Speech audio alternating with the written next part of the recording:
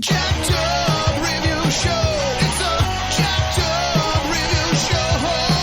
Jacked up review show. It's a jacked up review show.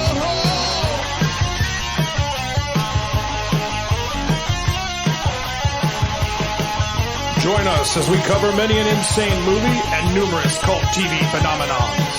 Are you ready to get jacked up? Are you with us? Then listen on. Listener discretion is advised. It's a jacked up review show. It's a jacked up review show. Jacked up review show.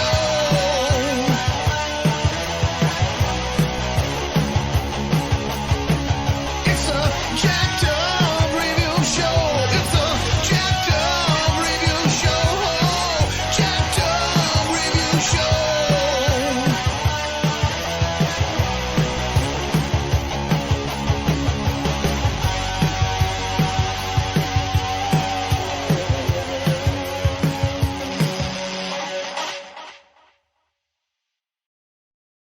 Guess who's back? And guess who brought Christopher Cologne of Two Strangers, One Podcast? Woo. Hey, everybody.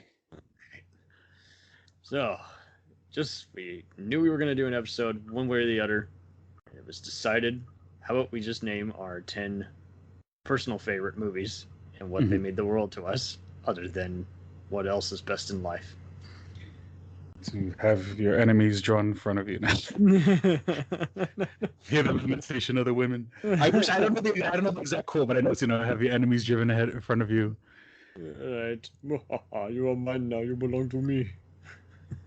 But yeah, I mean, just a little brief history, because I'm pretty sure we're all going to wax poetic about the movies that we love. Like, this is just getting this recording done has been a series of unfortunate events. I mean, I think the last time we both were in front of a mic, we spoke for a minute, and then you hit like was it a storm alarm or something to that effect? It was a freaking tornado warning, and it never even touched down, and it was gone within the minute we hung up. And I was just like, you can't be serious. Already said all the goodbyes. Any of these movies that we're going to talk about were all on the worst of the year in their day and age, but no one knows that. They just go to the IMDb top 250 or editorial sites, and it's like, you do realize, they were told the equivalent by critics to basically eat a dick, and it's like, no one knows that. They just think, oh, it was always loved, and or if I don't like it, maybe I'm just missing something. It's like, no, it's called subjectivity.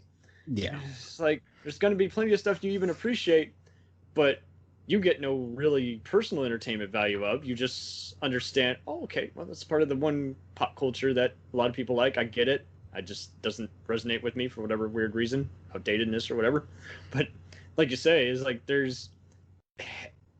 everyone seems to think, again, somehow we have stupefied everyone to where now it's a yes or no answer. There can't be a maybe. There can't be a 50-50. There can't be a meh. No, that's just inarticulate. That's just not well thought out. It's like, well, no, there's going to be a lot of, I don't know what to fill. It's well shot, though. So I always let the guests go first. It doesn't have to be in any order. Just, I'm going to let you. Yeah, and in no particular. Yeah, in no particular order. My first is, let's talk about pop culture phenomenons. Empire Strikes Back. Woo! 1980. So I was 3. So I if my family went to go to the movies, I don't remember. I do remember going to see Return of the Jedi. That's a clear memory in my brain. I was 6 years old. The Ewoks were marketed towards children. I was a child. I was infatuated with the Star Wars universe. I was the demographic, the same way, people nowadays are sort of forgiving Phantom Menace, Jar Jar. Why? Because the children who Jar Jar appealed to are now growing up and writing internet lists. But Empire Strikes Back. Ewoks, yeah. Empire Strikes Back. I'm a diehard Star Wars fan. Years and years and years before the Disney buyout.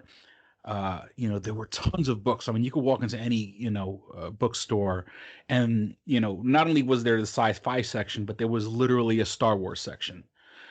Shelves and shelves and shelves of books. CBS Fox home video before the special editions, and Brian Posh and making a stand-up routine of what did Lucas do to the next special edition. So like you say, I mean, I saw this in '99. It was the special edition, but it was all back to back before we went and saw Phantom Menace. But it was interesting.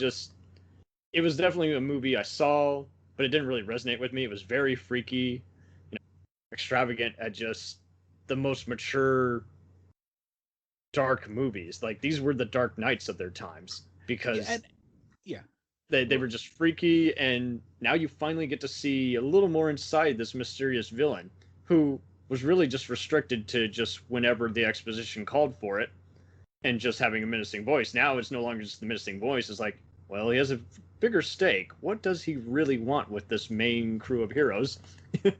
Yeah, and to quote, and it says, I think, do I have no? Okay, to kind of quote the movie Clerks, I like the movie because it ends on a down note. And you can't do that Luke finds now. out Vader's his father. The hand is frozen in carbonite. And I mean, of course, it's one of those deals of, I guess, they were planning that, it says to be continued, or, that we know that we know they're coming back. They've ripped off every other kind of I am your father ending, but it's like this one did it well because it was intended, And I'm not, and trust me, I'm not, I don't want all my movies to end on a down note. I watch movies for escapism. Life sucks enough as it is, but I like that sort of, like, it feels like things are planned, things are foreshadowed. But yeah, I love the Star Wars movies in general. But I mean, if I had to choose one, if you had to choose a baby out of all of them, my favorite baby would be Empire Strikes Back. No, good pick. So I guess I will Alright. go with mine in no order. I'm gonna have to go with Lawrence of Arabia. I have just lost sense of how many times I've just seen it. Every time it's on Turner Classic Movies, it's probably one of the best 60s epics that you can get everyone to react to. That's 4 hours long, and that's only just because you have to fast forward through just one intermission, but part of it, and sway. But I've only seen the extended version of this, and I know that was only seen in like select theaters after primary release. But I mean, this made me a fan of Peter O'Toole. This made me realize how you can do a historical epic and take some, dramatic license to show a bigger than life movie. Even if that's not what's on the paper, that's what makes for an intriguing movie. Okay, was Lawrence actually raped or not? Well, depends on what version of the text you read, but at least it's not shown, and at least you see, again, this leader, we were talking about overnight. This leader was not born overnight. There's plenty of times where he's tripping in the robe and he's adjusting to the customs and the language, and it's just very... It's also angelic at times without being preachy or just like, oh, this is a Christian faith movie. It's like, no, this is a guy who's a voice of many people doing a mission that his superiors could not care less about him doing or not supporting. It's just... have you seen this one, Mike? And there's like two or three on your list, or there's movies that I've seen once, and there's two of your movies that I haven't seen at all, and unfortunately this is not one of them. And not that I run up and down claiming I'm a cinephile or anything like that. Well, it's hard to make I do feel watch. culturally inept for not seeing, like, all of my knowledge of Lawrence of Arabia are from times it's been parodied. From Spaceballs to The Simpsons to, it's stuff like that where, like, I should know, and I've seen Gone with the Wind, I've seen Casablanca, I've seen Chinatown. Lawrence of Arabia, it's one of those gigantic, enormous classics that everyone should have seen, and I'm the ugly American that's like, it's fine. And I like explosions. Anytime there's a battle shot of someone about to push a detonator or looking at a train track or just getting up in front of a giant crowd. It's like, yeah, chances are they pretty much have seen Lawrence of Arabia too many times. It was like, I'm gonna stage my entire career after this fucking movie. All right, sounds good to me. We were even joking on one episode, I forget which one. We were like, yeah, I'm pretty sure Christopher Nolan saw this movie all day, and that was his career. But yeah, this one is interesting because this is like one of the few movies that you actually hear Spielberg is like just loves, and is like, that's interesting because a man who's done so much diverse movies, and you don't really ever hear him talk much, ironically, coincidentally even, about what movie he considers his, his must see of all time. And I think this one just reacts to me more because don't get me wrong, David Lean has done plenty of other good movies. All movies that I've only seen once. One that I've tried rewatching once, and it's just not the same. Like Bridge on the River Kwai, I'm sorry, the last 20 minutes are the best part when the mission gets underway. And Passage to India is a great movie, but it's not one that you're going to probably watch every year. And The Best of Friends and all that. He clearly a master of what he does, but it's like something about Lawrence where it's just like it's just a bigger than life quality. It's a partial historical drama. It's also kind of push like, technical boundaries, right? I mean, there's lots of technical boundaries, but it is kind of like Indiana Jones, let alone even there's the Spielberg connection, but like there's even kind of that Tarantino feel where it's like you can kind of place it in any kind of genre, action, adventure, drama, mystery. Well, not really mystery, but war and history. and it's one of those movies that's sort of like, because and forgive my ignorance, this is based on true events, yes? Yeah, T. Lawrence's findings as well as other claims, and it's just like, well, at least it's interesting in terms of, again, a man who reshapes, a part of a continent, and is in between wars, so to speak, before the but I mean, but as long as I mean, I'm pretty sure they had other things in mind, but I mean, anything that sort of makes people afterwards pick up a book or do a little more research, because it seems like one of those movies that, like, if you get into it, you're going to watch, the History Channel documentary about it, and and even like, the real events, and even the making of the movie itself is probably like I'm pretty sure the documentaries about that. the behind the scenes. Well, I mean, it's over 30 years old. Somehow with this, it kind of opens it up, and you want to know more about this guy as you open up a book and everything, and you forget that along the way, he had a fateful accident, history buff or not, and yes, if you want to get technical, I'm sure there's some gibberish, but I think it just plays better than all those other, whenever they do any other kind of giant epic with miscast actors and questionable accents, in that it just kind of has it's more than ambitious. It's just so calculated from beginning to end, and just it sweeps you in just like the actual sweeping adventure. And I've lost track of how many times I've seen it, and the score is really good at characterizing it. His, again, co-stars Omar Sharif and Anthony Quinn are just interesting in what they bring to the table of the various viewpoints of the regions and everything. Alec Guinness is in there, so there's a Star Wars connection for you. And he was always in all these David Lean movies, but the reason why this is considered one of the best movies of all time and not Ryan's Daughter, there's a David Lean joke for you guys. Long story short, it was basically his Heaven's Gate. Ah, okay. For those who don't get that reference, it was basically his Gods of Egypt. An ambitious but not well executed flop. And this one just, you want to test out anything. Anytime you've seen it, whether it's your speakers, whether it's get blown away by the shots, because they really are just larger in your life. It's like, how the fuck did they do that back in 62? No way. I've seen Turner Classic Movies do the anniversary specials where they, would play different kinds of trailers, and it's like, man, they had a hell of a time making it look like a more modern trailer. I mean, and I'm it's definitely one of the few older movies where I just started seeing them, much like some of the 40s Warner Brothers Vault movies, let alone, again, definitely iconic films like Star Wars, where you started seeing them actually care more about giving the best possible treatment to older movies. It's like, it doesn't matter if it's the Criterion Collection yet or not. I don't know if it is, but I'm sure it has to be somewhere, and I can look it up. But it was just one of those, just like, well, that one thing's for sure. I mean, this will be discovered by every generation. It's that one of those rare kinds of movies where you don't need to be in a certain mood or anything to understand it, kind of like Citizen Kane. You know what?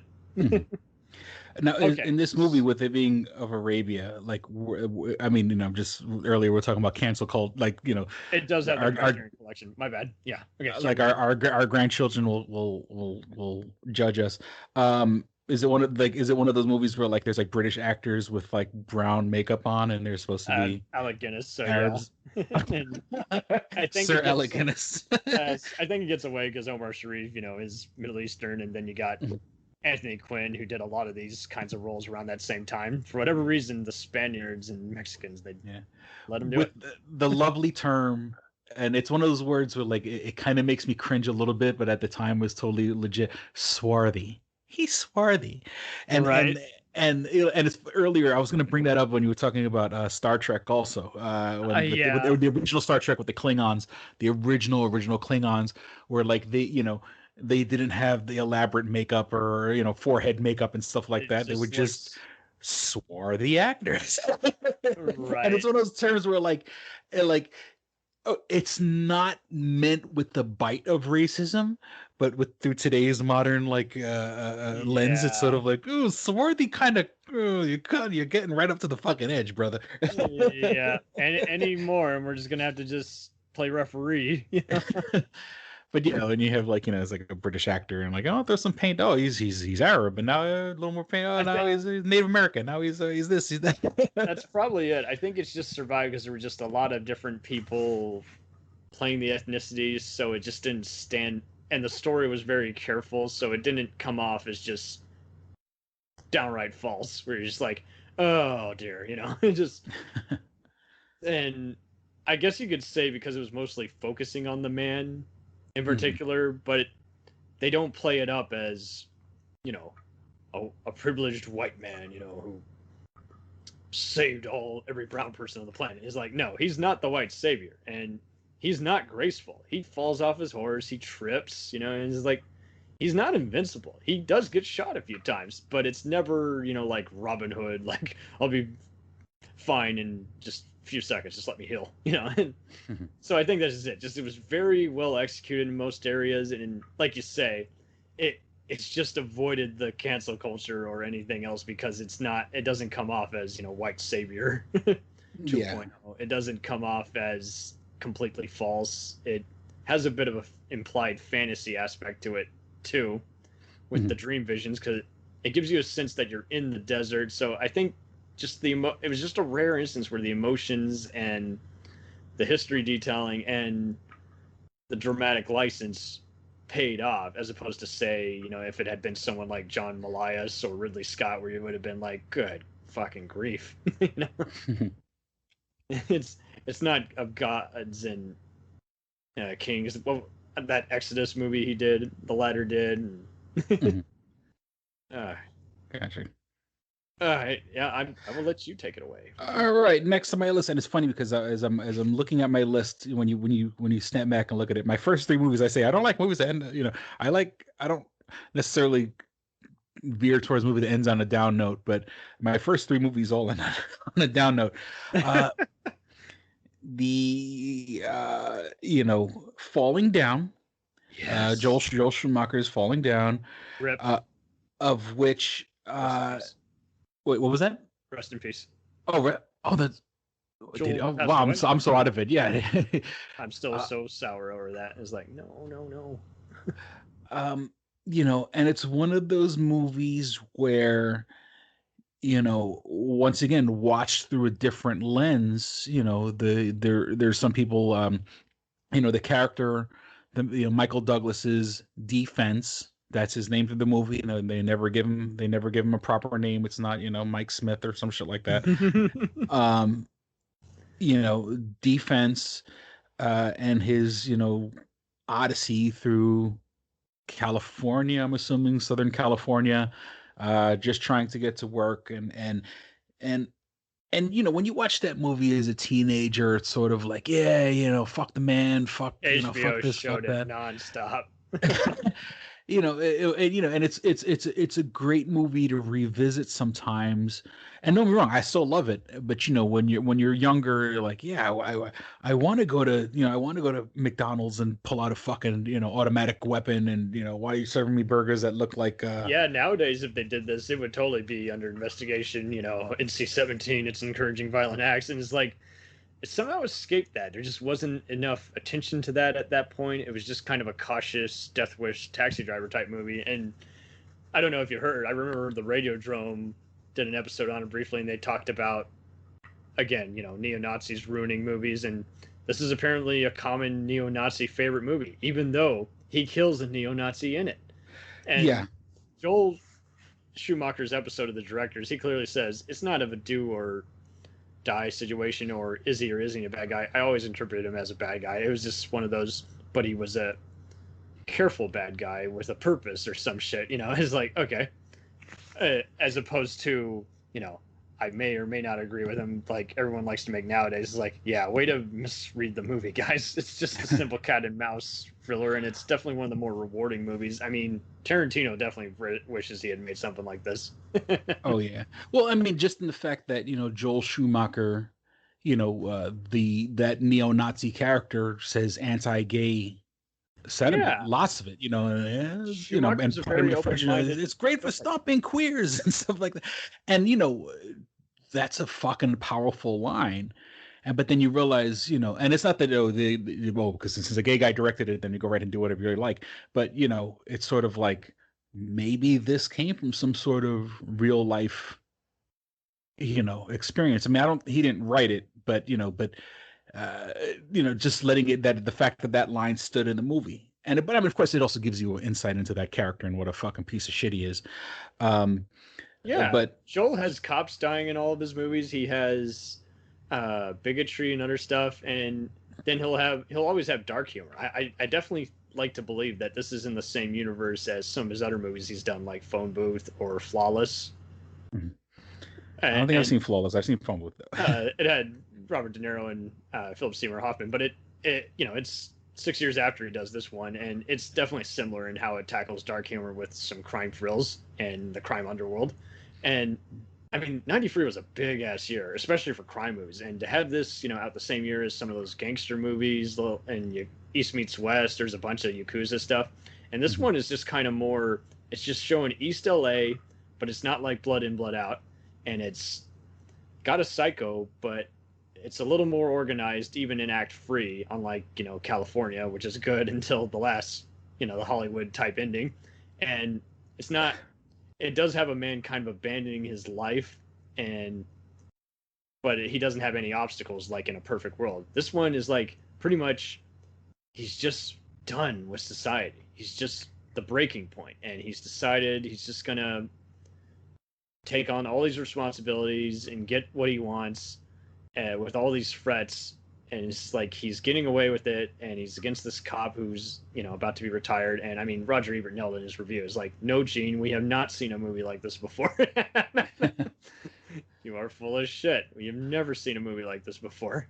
And I've seen people compare it to other ones. It's like, no, it's hardly just similar to color it to death, which just makes it sound like you're trying to call it an exploitive movie. I don't think it's an exploitive movie. And Taxi Driver is a totally different kind of grit. This one is more that you see this influence in so many other 90s and 2000s type movies, because it's just, even American Psycho, where you're just seeing a guy whose his reality's starting to blur because he's just been so mistreated and just fed up with the wrongdoings of society. So and all the other characters are just so well-rounded. All the gang members who get caught up in the middle of the predicament. The construction workers always have at least one or two witty lines of dialogue. The kids who see him use that rocket launcher. It knows how to characterize its world and have the characters feel like they're part of the scene, instead of just like, well, if they did it nowadays, it would be, how many actors can I afford to get for a $1 million cameo, you know? Yeah, I mean, it's weird because like I would say, and I never really thought about it, but I mean, it's a satire, It really but is. it's a gritty satire, which is Mhm. not really, you don't. I can't think any other equally gritty satires off the top of my head. I mean, maybe because I'm not well versed, but Natural born killers. oh yeah, okay, exactly, yeah, Just not random. and Start. and it, okay, true, okay, thank you. Okay, so I know but yeah, it's not supposed to represent real life, but then again, we all know these people. We know that apathetic construction worker. It represents stereotypes, sure, and I mean, you got to take that license anyway. People can forgive a character. I don't ever see anyone saying they don't. I mean, most of us haven't met too many people who are psychotic or gangbangers, but I haven't ever seen anyone say I've never met anyone like that before, or I don't buy that. I think it's just like you say. I think it just, however it was marketed, people just were lost on the tone somewhat, kind of like with RoboCop. Everyone thinks to RoboCop as a serious movie when it's also a satire on corporations per cyberpunk rules. So it's just like, I think it was well marketed and made its money, but it's just, it still did. It took people a while. It didn't meet the exact reactions they were kind of going for, despite Douglas starting producing. And I've heard a rumor that he might be doing a sequel to that. I don't know if that's IMDb fucking around or what, but But okay, I mean, but doesn't he die? yeah, I or he know. survives. I mean, but because okay, for you to have a character like that, which one, of course, and the other, the great, I mean, not twist at the end, or is the revelation like I'm the bad guy. Where when he's talking to the cop and he ends up, literally like a literal, showdown One with the minute cop. where he actually connects with one single person in the movie. Well, And- one review noted that, and I was like, "That's so true. He doesn't connect to anyone, not even his wife. His wife's scared of him. And he connects to the cop who doesn't understand him except for 1 minute before he blows his brains out." Yeah, and he's like, I'm the bad guy. And so like I love that revelation, but for them to do a sequel, I mean the whole part of this character is that he was part of the machine, and he was grinding away and grinding away and grinding away, and then like, one day you kind of wake up and you step out of the matrix, so Right. you see it for what it is, and you see that you're a gear in the machine, and it's of course, he made reprehensible decisions, but we all kind of can relate that, like, oh shit, things are that fucked up, and the was chips doing really are it. stacked against you. Yeah. Even I hate to sound so and then for you to be in your mind, you're thinking you're being the hero when all you're literally is you're the bad guy. You terrorized people, and you shot up a fucking McDonald's or whatever, a whammy burger. You're having a gunfight with a cop. It's sort of like, yeah, that revelation, like, oh shit, when I thought I was doing right, I was actually doing very, very much wrong. Yeah. I love that. He That wasn't a ending. stupid psycho. He was just, out of line. Had he been calculated, he would just be, if anything, maybe a sociopath or an anti-hero, but not, that's just it. The villains often think that they're heroes, let alone anti-heroes. So it's just Any good movie, the villain's the hero. The villain is the hero in his own mind. Oh, totally. Or- And it didn't matter that I only saw the last 10 minutes of this years ago when I was a teen and I was surfing channels I shouldn't have been surfing in, and it's like, but I came back to it in college because I just would always see people talk about it. It was always, best movie lines, we're talking mid 2000s. So not, I come into it around college, even when seeing other parts of it throughout the years. And it's like, it was like in a pack of movies. And I think one of them came by accident or something. I don't remember how I got it, but it was a good one. And I think it's just one of those, it's just always stood with people. We've seen movies where it's like the cringy stuff is just very, the deliberate cringe just makes us uncomfortable and we don't want to rewatch certain movies. But with this one, Schumacher just has always appealed to me. I'm not going to lie, he's one of my top 10 filmmakers. And I'm going to take that to my grave. But he really knows how to show cringe-inducing stuff in a way where it's still pretty funny. It kind of like Joe Dante in a way, and where it's like it doesn't matter if you don't find that personally funny. You see what he's going for, and it is pretty nutty, but it's also not stupid funny. It is funny, and it just happens to contain a character who is stupid or misled or something in it, and that's the joke. And again, Verhoeven, Schumacher, Joe Dante, they all seem to just continually vary by crowd, by people who just aren't, they got their head up their ass. They don't know what they're in for. And I think when we talked about Paul Verhoeven, we mentioned his top 10 movies, I made a big point. It's like, I think everyone should just see his Dutch films work first, or just see his first two initial sci-fi movies, then go with the rest of his filmography, because somewhere along the way, people stopped understanding him and just became the butt of many jokes by is he going to be at this year's Razzie Film Festival, Yeah. And with further ado, I have a movie that I consider up there with Falling Down, but I'll let you be the judge. It's a movie I watch every Christmas. That's right. It's fucking Die Hard. The first, not the second, not the fifth. I'm talking, I've seen the third and fourth plenty of time, but I'm sorry. The first one, it's a gem. It's a holy diamond. If you're going to see this movie, you better see it the way it's meant to be seen. And chances are, if you've seen it multiple times otherwise. But please, for God's sakes, see it the way it should be seen. Uncut. Do not see it on TNT where they replace it with Melon Farmer or pull cutscenes short as a whole. Is like, this is a one-of-a-kind, well-scripted action movie that, in a way, also kind of makes fun of the 80s at the time. But I'll let you weigh in. Well, I mean, actually, I'm probably one of the few that, like, of course, I've seen it, and I've seen it more than once. I haven't seen it enough times where, like, I don't think I can wax poetic about it. It's definitely a classic. Absolutely. Action movie classic. I was the same way, though. I wasn't quoting it right away. For the longest time, I only thought, okay, it's just, the foul-mouthed one-liner, yippee-ki-yay. And it's like, no. There's all these other awesome lines in here, too. Yeah, and it made a new precedent. After Die Hard came out, there was, a generation of movies after it that were like, oh, it's Die Hard on a boat. Oh, this is Die Hard in a... Exactly. And I have to tell Die people Hard in that... a diner. Oh, well, hell, I mean, if you don't owe your movie to Die Hard, then you at least owe it to probably Assault on Precinct 13 or Dog Day Afternoon. I know Falling Down is definitely a Dog Day Afternoon type movie, and this one... Absolutely. I mean, like you say, yeah, I see people would talk about their favorite movies all the time, like, oh, I like Olympus Has Fallen, Passenger 57, and Speed, and like, well, and what did they owe to? Die Hard. I'm not really a Die Hard guy. Well, watch it again, please. And like you, I just would read reviews and see people talking about the lines, like, Special Agent Johnson has the hysterical lines, like just like in fucking Saigon when he's remarking about the explosion. I quote all the time. I actually wish I had it as a response. I know someone used to do prank calls, and one of them was like, "Holy fucking shit, lady, does it sound like I'm ordering a pizza?" It's just there's some zingers, and it's definitely the perfect party game. It's definitely one of the few action movies that many people legit like. It's more than just an action movie; it's just a good movie. And my Norwegian professor, who was very picky about movies, is like, "Oh yes, those are very entertaining movies. They're very well constructed and crafted, and yeah."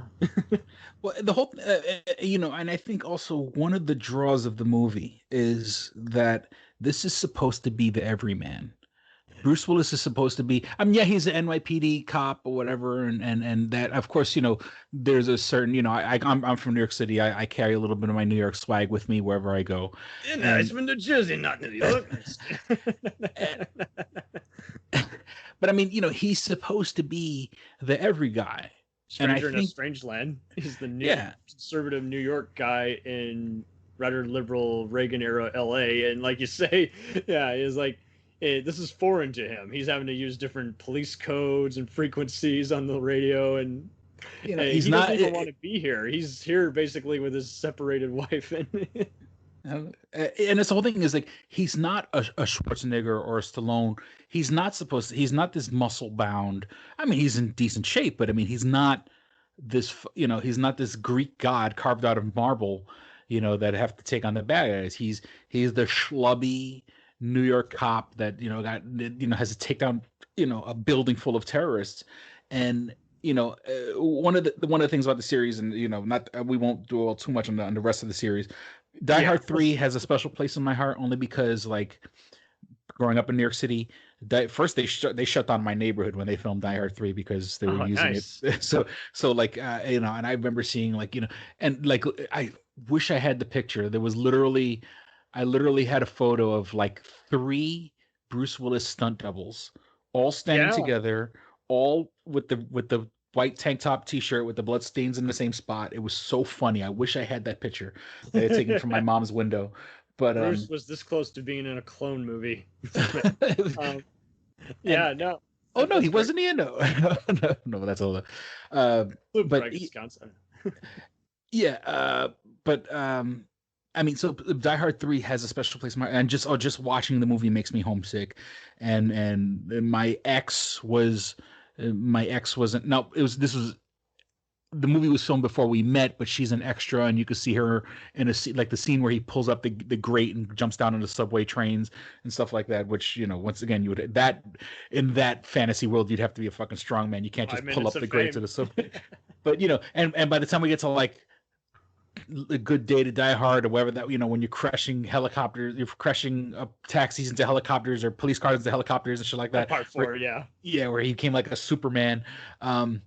That's a little fucking ridiculous. But like I said, part 3 has a special place in my heart because, like I said, because it has a personal connection to me. But the whole point, like, I think guys, it's that escapism.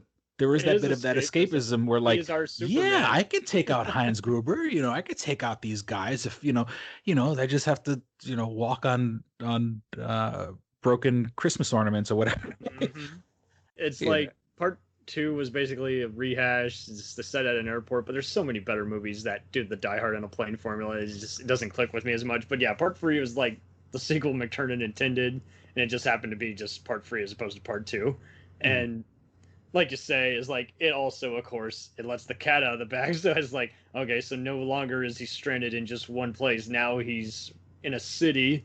And I think that's just it. It's like, there's some cool stunts in all the movies, but at the same time, it's like, well, it should have just been one movie. It's so good. I'm glad they revisited it. And at the same time, I'm kind of not, just like with every movie that just gets sequelized. And it's like, you're diluting the brand, Well, yeah. And it's like, you're not going to remember Simon Gruber, although Jeremy Irons does one hell of a job.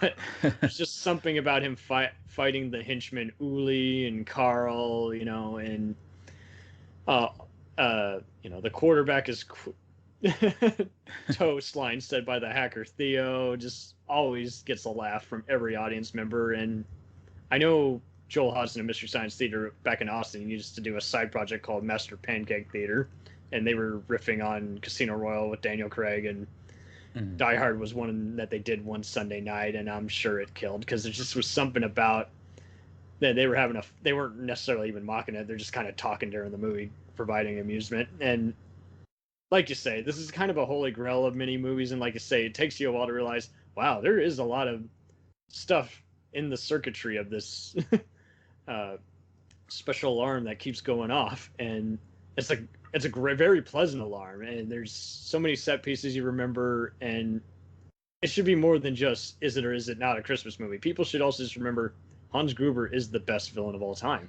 Oh yeah.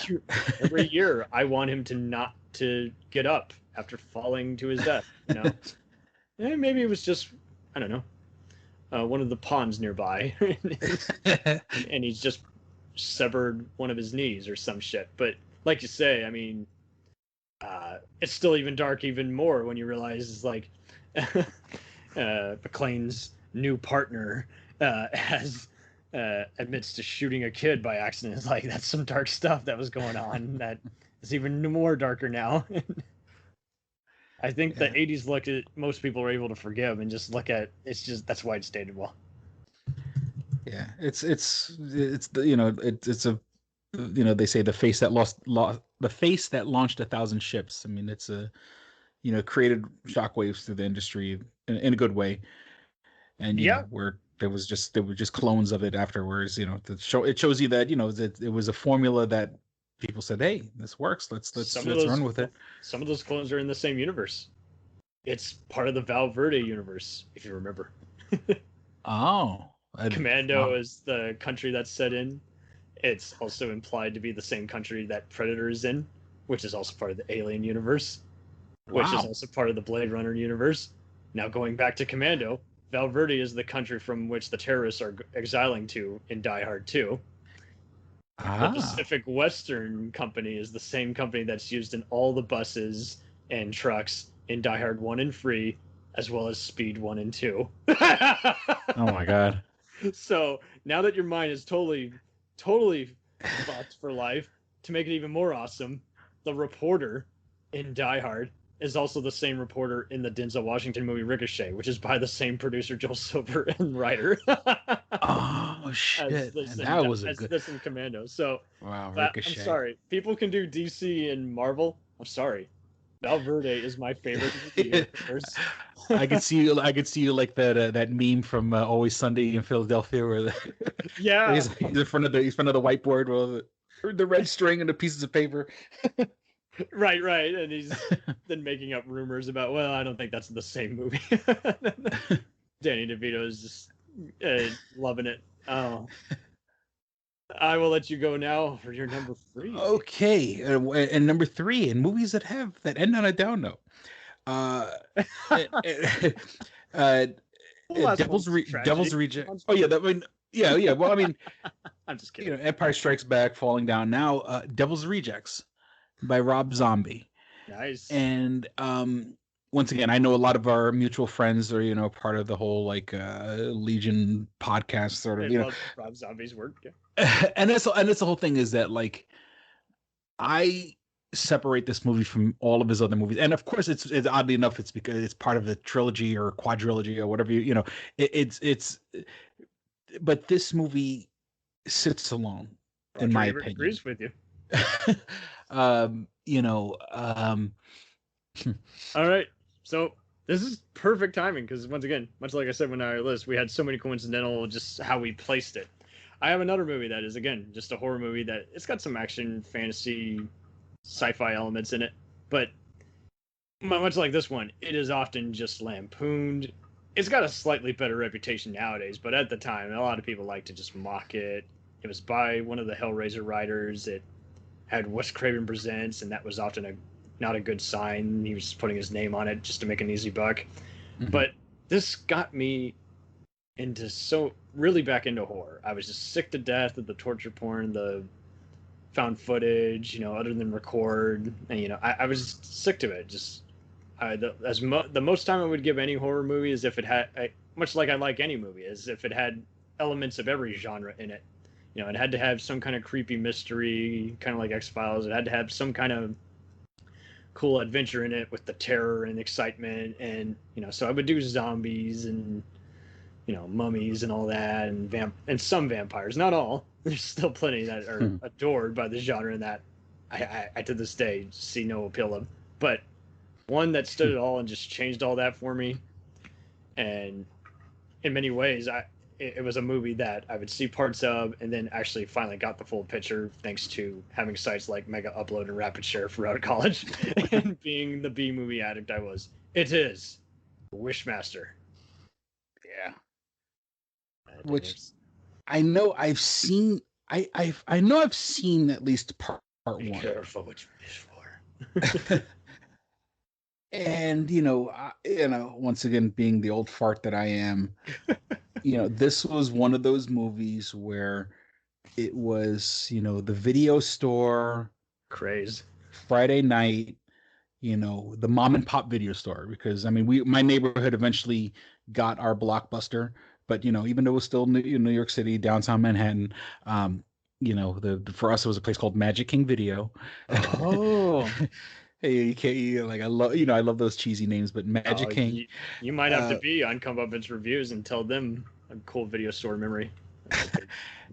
And Wishmaster was one of those movies because being a kid, you veer towards the horror, and I was very lucky growing up. There was no movie that my parents said no to. There was, I mean, they would be like, "You sure you want to watch this? You know, this is says all the time." And we had cable and everything like that. Well, that's the one thing I got to say about. I mean, I love my dad and everything like that, but like my dad, my mom obviously would object and like not want us to do it. Like, I don't want you to see this. This is scary, or whatever. But my dad was sort of like, it's fucking fantasy. It's not real. It's better they, it's sort of, the better they learn about it and learn about shit at home instead of elsewhere. Sort of, my dad had that weird mentality where, I'm okay with people watching stuff at certain ages, but then there you are could be other 5 years old movies. watching R-rated fucking movies. Just, I mean, I'm not exactly socially well adjusted today, but but There were yeah. back in the day, it was easier to get away with. Now is like I'm worried because there's some violent cartoons that are for kids, and I'm like, well, I wouldn't show that to a kid. So what is a good rating these days? As long as you got some guardian or I don't know, some way of developing some maturity, and you're not just a mindless minion who's getting bad ideas. What's it matter? So Wishmaster was one of those movies where, and once again, you would just buy the cover art, where in the vein of A Gremlins looking Critters type, or I'm trying to think, what was the other one that I was on the tip of my tongue, damn, I was gonna say company, Lionsgate or St. Home Entertainment, but yeah, it's just. Yeah, you pick it up. I mean, like the whole thing is that like had no idea what this movie was, and damn, I wish I had. Phantasm? Yeah, like a Hellraiser or whatever. Just from the cover art, you're sort of like, whatever this movie's about, I think I'm gonna be about it. And of course, it was in the horror section and stuff like that, and you'd go and pick it up, and and just the one, then my mom wouldn't she see stuff like that, but yeah, like It's a gem. damn. It's a gem. Yeah. Do you have a favorite kill alone moment? Well, that's the whole thing, is that like honestly, I think I saw it when it was still a rental, and I haven't seen it since.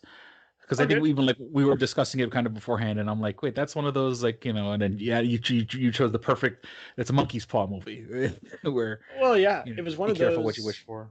It was like, hey, well, regardless of whether anyone likes or hates this, I get a lot of excitement out of it. Then I started seeing that there was a huge cult kind of forming about it, how the actors were appearing more commonly at, conventions. And so, it was one I now am going to make it a point. I got the Vestron Blu-ray, remastered 4-pack. I'm going to definitely make it a, once a year kind of thing. And I mean, it was a very low budget movie, all thanks to Sam Raimi. Put in a word for Robert Kurtzman, who he was impressed with his effects work on Army of Darkness. And this movie just resonates with me. And much like Gremlins, I don't show it to my siblings; they don't get it. And it's too gory for any of my parents. I could probably show it to my dad, but he'd be like, "Yeah, well, that was out the window." It has the elements of other movies, kind of like the first two Terminators, let alone.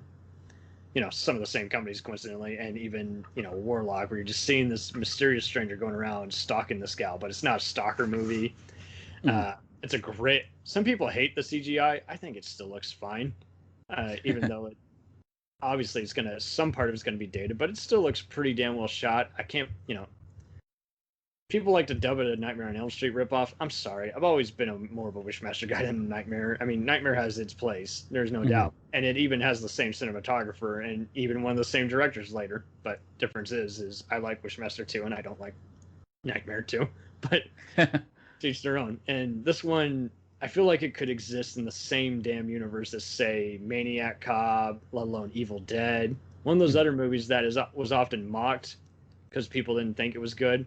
And now is adored, by people who actually do legit consider them funny movies. And, the dark comedy has different range. It has different elements. And just the gore in and of itself, you're often going, whoa, that's fucking awesome. It's that kind of a rowdy movie. And obviously it's not going to land with every crowd.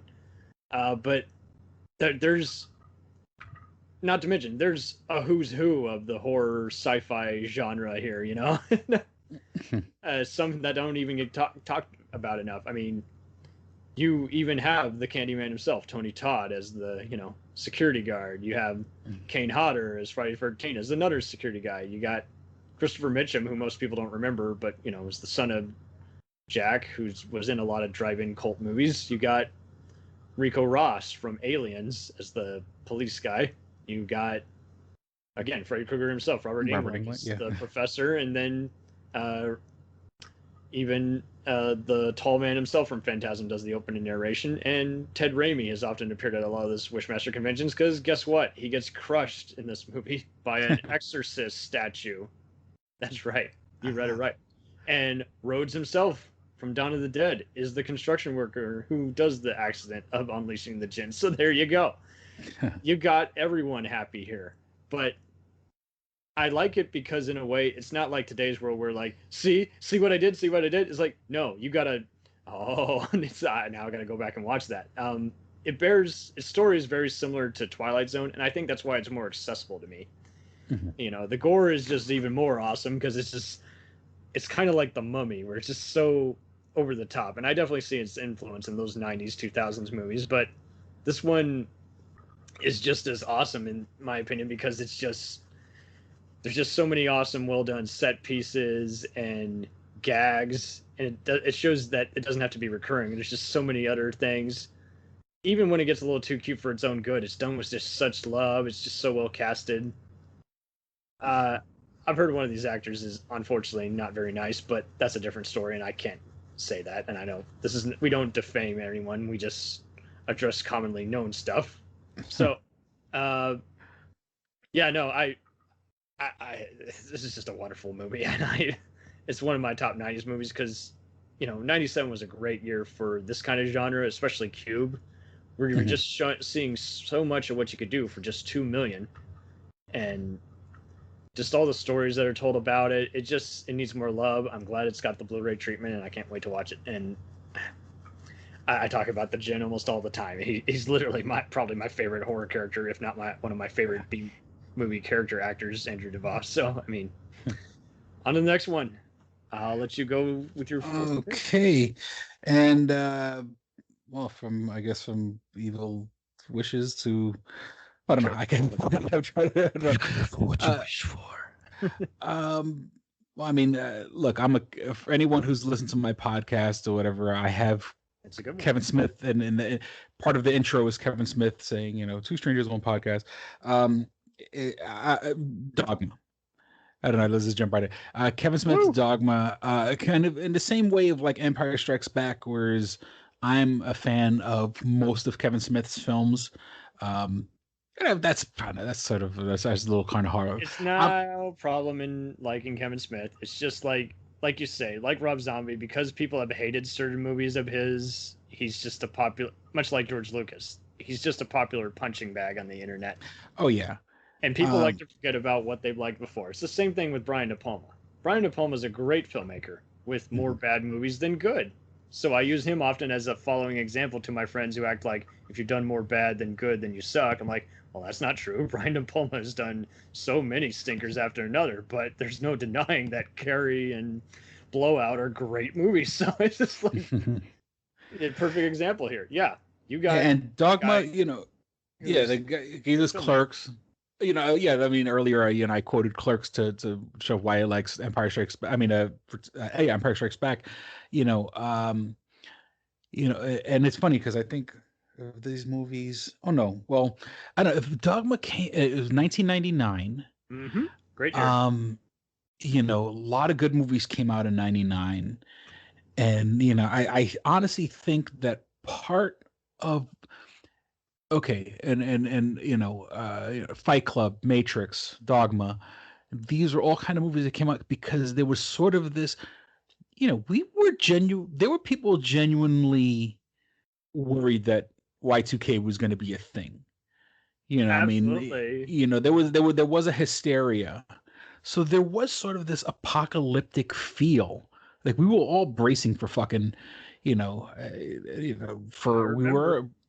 all bracing for which the funny thing is that had the world gone to hell,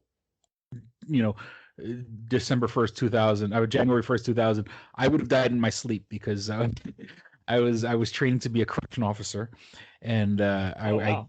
I drove home from Albany, New York, to New York City that day. Yeah, I'd woken up like at 6 o'clock in the morning at the Correctional Academy in New York State, and I had driven home. Not to mention, not only driving home, but driving like two of my fellow cadets home. After a long day, 6 o'clock in the morning, I got to my mom's house. Of which I was living with my mom, but we spent all week in the academy, and by the time the ball dropped. I mean, of course, that's very selfish to think that the world would have ended exactly at midnight East Coast time. Oh, but those televangelists, they can't be wrong. But had the world blown up exactly at midnight East Coast time, I was so exhausted. Everyone else was awake, and fucking I was. That's the world. But 1999 there was certainly a feel of something's about to happen. End of days, even Idle Hands hints makes a lot of subtle hints that, well, might as well have fun. The world's gonna end, And so, like you say, this joins the crop of the genre crossing once again, and just. But I don't think there is much Y2K talk in this one. No, it's not really. I think it's just more of the feel of. It's just fun. It's more implied, like you say. Biblical apocalypse. I mean, it's supposed to be. And the humor of what an apocalypse would look like and why it's funny. Darkly, Yeah, it would be, in a biblical apocalypse, if we saw, I mean, for his movies that are generally more lower budget, I mean, Ben Affleck and with the giant wings and the the Yes. Roman warrior, the heavenly angel armor was pretty fucking badass. And flying over was it Matt Damon that was flying over the church or whatever, but dropping bodies. Yeah, he rips off Matt Damon's wings, and yeah, it's all good. And so that's the whole thing, is that like there was sort of this feel of like the end of the world, and and then these are two angels that want to undo existence, and it comes in after it's the fourth movie in the series. And guys in the background still make a cameo, and it's great. Yeah, you got Jay and Silent Bob, you got I'm trying to get my thoughts here in order, but it's one of those deals where like it's at that particular time, it's a culmination of his universe. All the characters are in it, or it's sort of is before Jay and Silent Bob Strike Back, but it still had that feeling of here's characters that we all know these characters, or at least we know what universe they come from. Earlier you like Hans Gruber. Well, here's Hans Gruber as an angel. As the literal voice of God. Our list has tons of Alan Rickman guys. It's either that or Galaxy Quest. It's gonna be. Yeah, the guy with so much gravitas that as an actor, that you totally buy him as the voice of God. And his stature when he just walks in and he's just fluffing his feathers, just like Travolta in the Angel movie Michael. Oh, Michael, yeah. Yeah, what are you gonna do? Hit me with that fish? I guess it's a hygiene thing. I don't know, man. And and the funny thing is, when you find out that Linda Fiorentino was not Kevin Smith's first choice, she ended up, and that was a studio decision. And the funny thing is that like he's worked with like everybody else in that movie. Oh no, the great actress, but the funny thing is that the one person he didn't choose is like the one person that wasn't in any of his other movies. The studio sort of said, no, you're going to give us, because I believe it was supposed to be Janine Garofalo, which was also in the movie, but he wanted it to be her. Very funny. I was raised Catholic, what I'm saying, or should I was brainwashed Catholic when I was, I was a Catholic until I, to quote George Carlin, who also played the Bishop Glick in the movie, Cardinal Glick. But George Carlin said, I was a Catholic until I reached the age of reason, and I was sort of. And to our, before I offended hillbillies, no, if I offended Christians or Catholics, I apologize. But I'm saying, I went to Catholic school.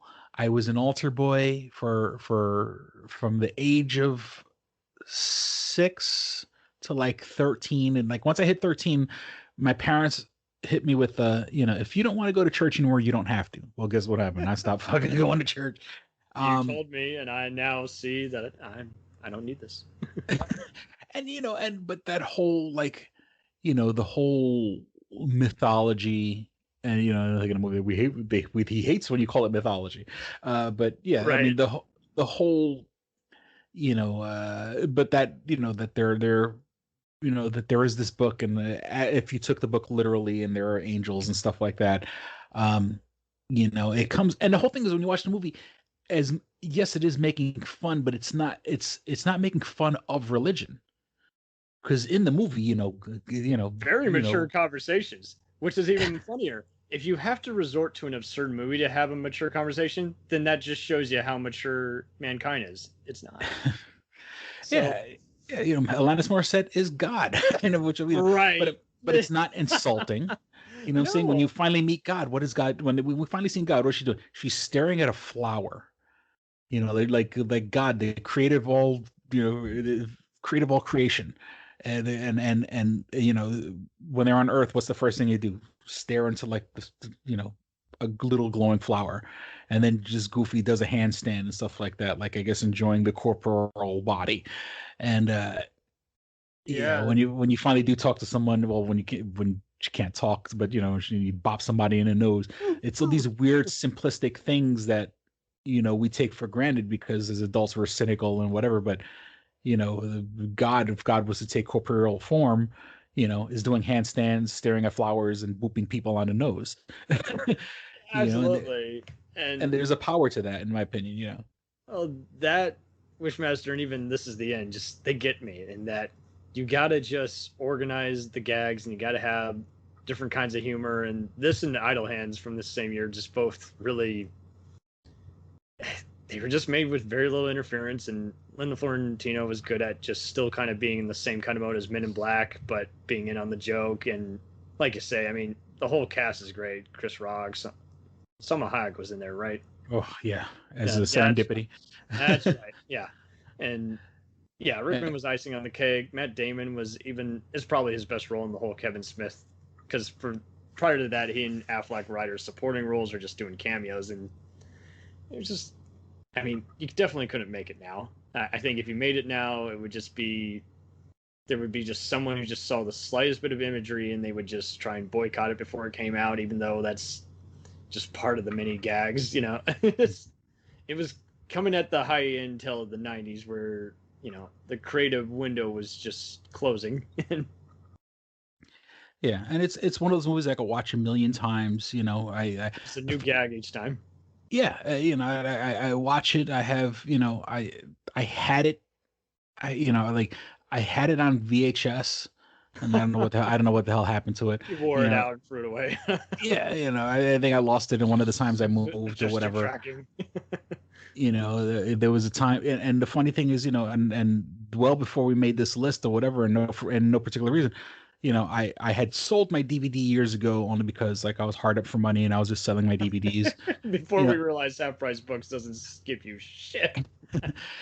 and the fine, go on eBay right now and look for Dogma. You're not finding a copy for less than $30, and I'm talking even like the most basic, like the no special edition, no extras DVD, not even Blu-ray, is going for $30 because they don't make it anymore. Unfortunately, it was under the reign of Harvey Weinstein.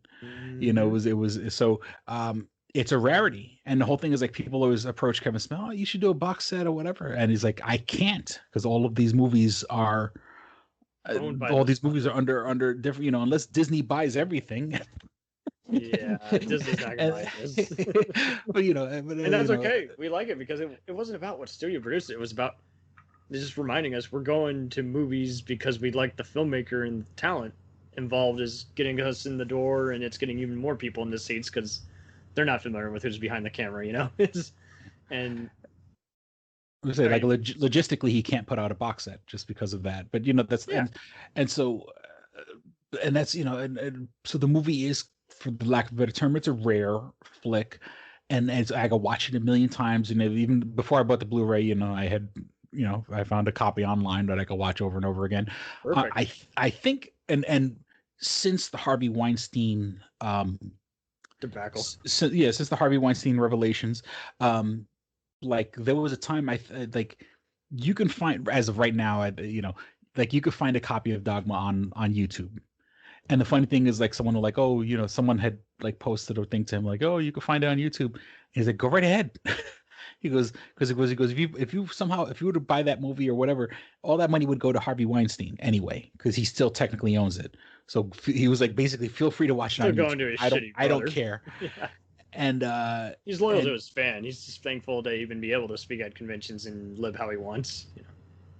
and of course, this may just be lip service, but from what I understand, up until after the revelations of Harvey Weinstein, any residual checks or anything that profits that he makes from that particular movie, he donates to a woman's home in Los Angeles. Yeah. That, you know, he goes, I'm not going to give up the money I made so far. Yeah, I forgot how he worded it, but he goes, anything after, you know, 2013 or whatever, or 2018 or whatever, you know, whenever the Harvey Weinstein, anything after that, he goes, when I see that check is going right to the, you know, the woman's shelter. So, you know, even he disavows it only because it's connected to Harvey Weinstein. And that's pretty much my whole spiel on Dogma is, and like, you know, it's just it's such a great, powerful movie. You know, was from a silly point of view, but you know, it's. I have a photo of that Jesus symbol that's in the movie with him holding a gun. So, yeah.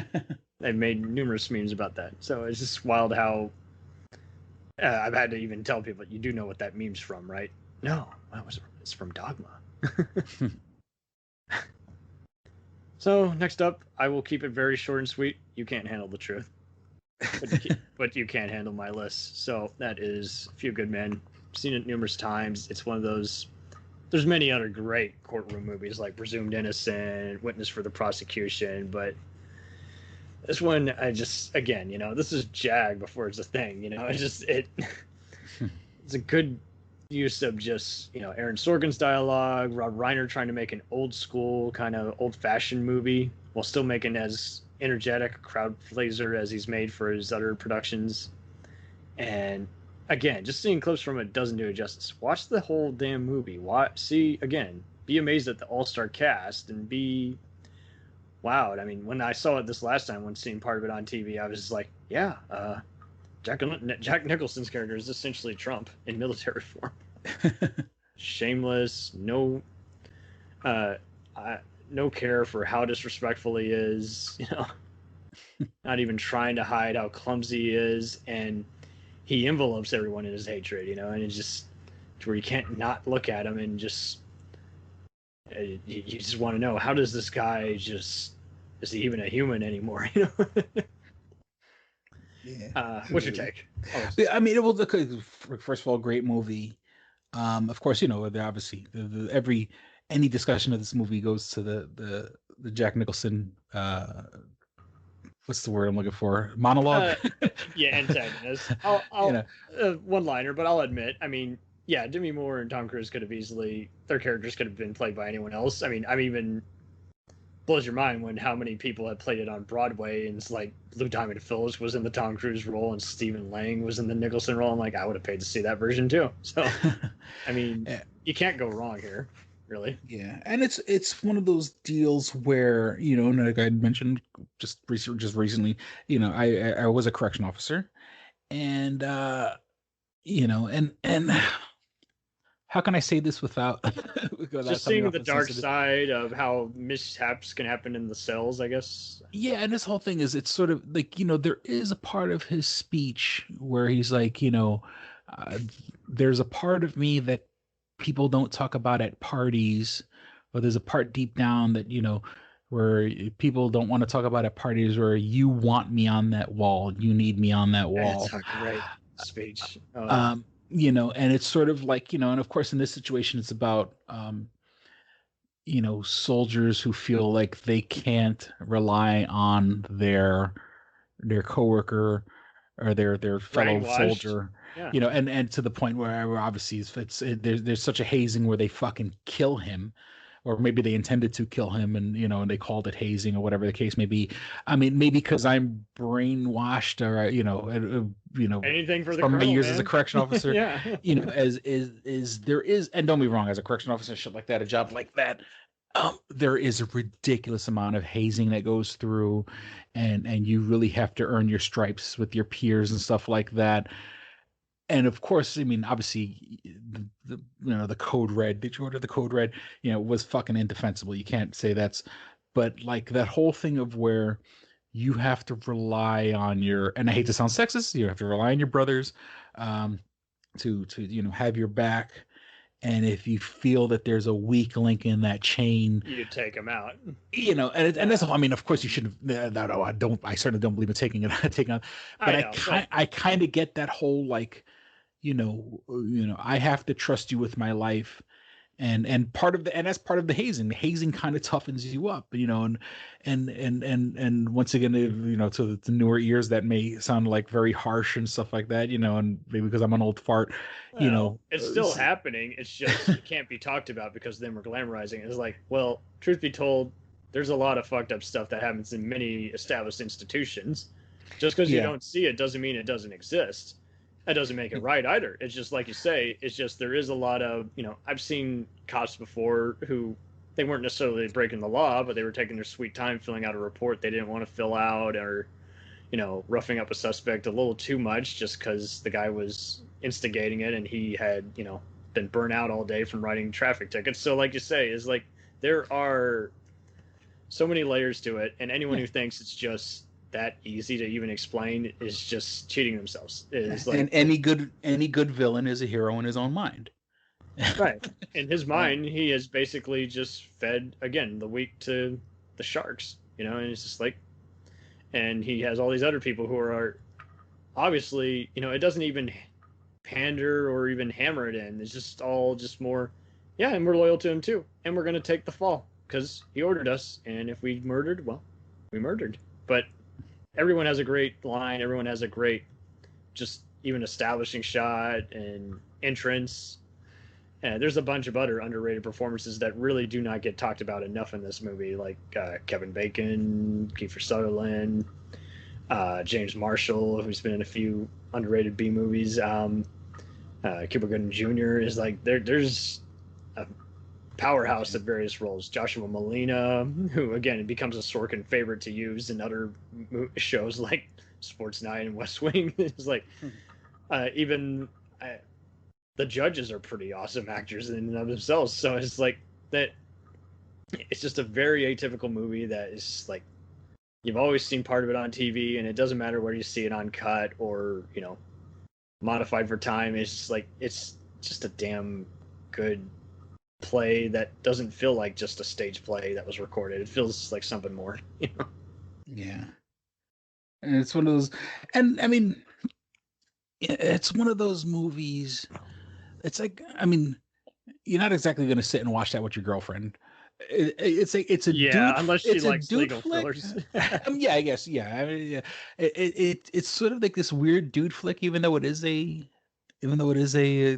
courtroom drama, a military. Maybe it's because maybe the military kind of makes it, Yeah, it doesn't feel macho, but like you say, it is kind of a very gung ho kind of movie. So yeah, I tried to convince my grandmother to watch this multiple times, and it was one of those, she's a fan of other movies, but that the filmmakers have done, and she was one of those. She just never. We always have an actor who's beloved that, a relative hates, and Jack Nicholson was not in her wheelhouse. She's like, I think he's a crazy person who they just film. He's not talented, yada yada. And I was like, oh, but you haven't seen this or Easy Rider, and I couldn't get her to. It was like, oh, but it's a damn good movie, and can't win. So I will let you. Okay, so next on the list is from A Few Good Men to One Iron Man. Oh, different kind of men. Once again, this list is the selections on my list sort of represent the larger cinematic universe that they're connected to, or the directors that. It's just a man. No men. Growing up, being a Marvel Cinematic Universe fan, growing up, my core group of friends were certainly comic book nerds. And I know that's, everybody nowadays, everybody's a fucking comic book nerd. But I grew up, the summer of the Infinity Gauntlet saga, the when it was out as an actual comic. My friends and I, we were all kids. We didn't have money. We all came from basically poor families. Like, we bought individual comics and traded them with each other because 5 cents, yeah. yeah, we obviously no one of us could afford all those because that was an epic that spanned different months and months and months, and you needed to buy if you wanted to have the whole thing, you needed to buy 60 comics, which of course Marvel was loving. But of course that we were kids, so I grew up and I if I had a nickel for every conversation of years and years before, I took who would be who in a fight, Iron Man. yeah, comic book movie, It's true. Each time I see him compared to Batman, everyone's like, "Oh, Batman's going down." And this is by people who swear by Bruce Wayne. It's like something about Tony Stark, even though he's kind of a little more Trumpian than, and Wayne is kind of like I wouldn't say Bernie Madoff, but he's one of those other tycoons. And Yeah. is like Well- something about Stark is just that he kind of thinks like Bill Gates, where he technology is his friends, and he wants to actually expand and do great things in the world when he dials his ego back. And like you say, this movie just again made comic book movies be taken seriously again after just multiple catastrophes for Marvel and DC. So Yeah, and for the I've always been a Jon Favreau fan. I mean, back to Swingers. he was the right kind. He was an indie and- type, just like Smith. and Zathura and Maid. I think was it the movie Maid? Is it Maid? There was like a second or third movie there where he's like him and Vince Vaughn are like Yeah, fight Maid. promoters or something like that. Maid, Swingers, Zathura. And I liked Vince. I mean, I liked Jon Favreau back when he was in a movie called PCU, which is, I mean, I There guess you I'm go. spoiling another movie from later on in my list. But even when he's acting, I love his characters and stuff like that. Jon Favreau has always been a favorite of mine, and He's so with Peter Berg in a few movies and shows, another actor turned filmmaker. So there you go. It's from And- that same lineage. yeah, and then there was a time where he had he had that show Dinner for Five, I think it was Great called. show. And there was, and then you go back now and you can find it on YouTube, where it's Kevin Smith, Stan Lee, Mark Hamill, and some other person. But I mean, like, Jesus, Talking to Favreau, nice. yeah, yeah, while talking to Favreau. So it's sort of like, even back, like, had those people had a crystal ball in the room to see where everyone was going. And of course, I mean, Mark Hamill, Stan Lee, but they didn't realize that these billion-dollar franchises are really going to be a fucking thing in a couple of years. But He yeah, does Iron Man- roundtables also in the special features to Revolution and The Mandalorian, so that's even funnier how he never let that formula go. He just does it more subtly. Ah, that's right. I forgot about Revolution. Damn. It's all good. Of which he pulled what's his face from oh my Giancarlo goodness. Esposito. I was about to say, but I was about to call him bugging out from Do the Right Thing. There you go. Bugging out. To me, he'll always be bugging out. But none. Yeah, Giancarlo Esposito. Yeah, Gus Fring from Breaking Bad. But when I growing up watching the Marvel movies, and at that time, what we had before that, we had the Incredible Hulk, we had Blade. Ghost Oh Rider. no. I mean, of course, we had X-Men and X-Men 2 and Spider-Man and Spider-Man. Well, I mean, I'm not a big fan of Spider-Man 3, but we had the Raimi Spider-Man movies and the X-Men movies. We had a taste of Marvel, and we had a taste of what people can do with these movies. And the one thing I love, and I'm always I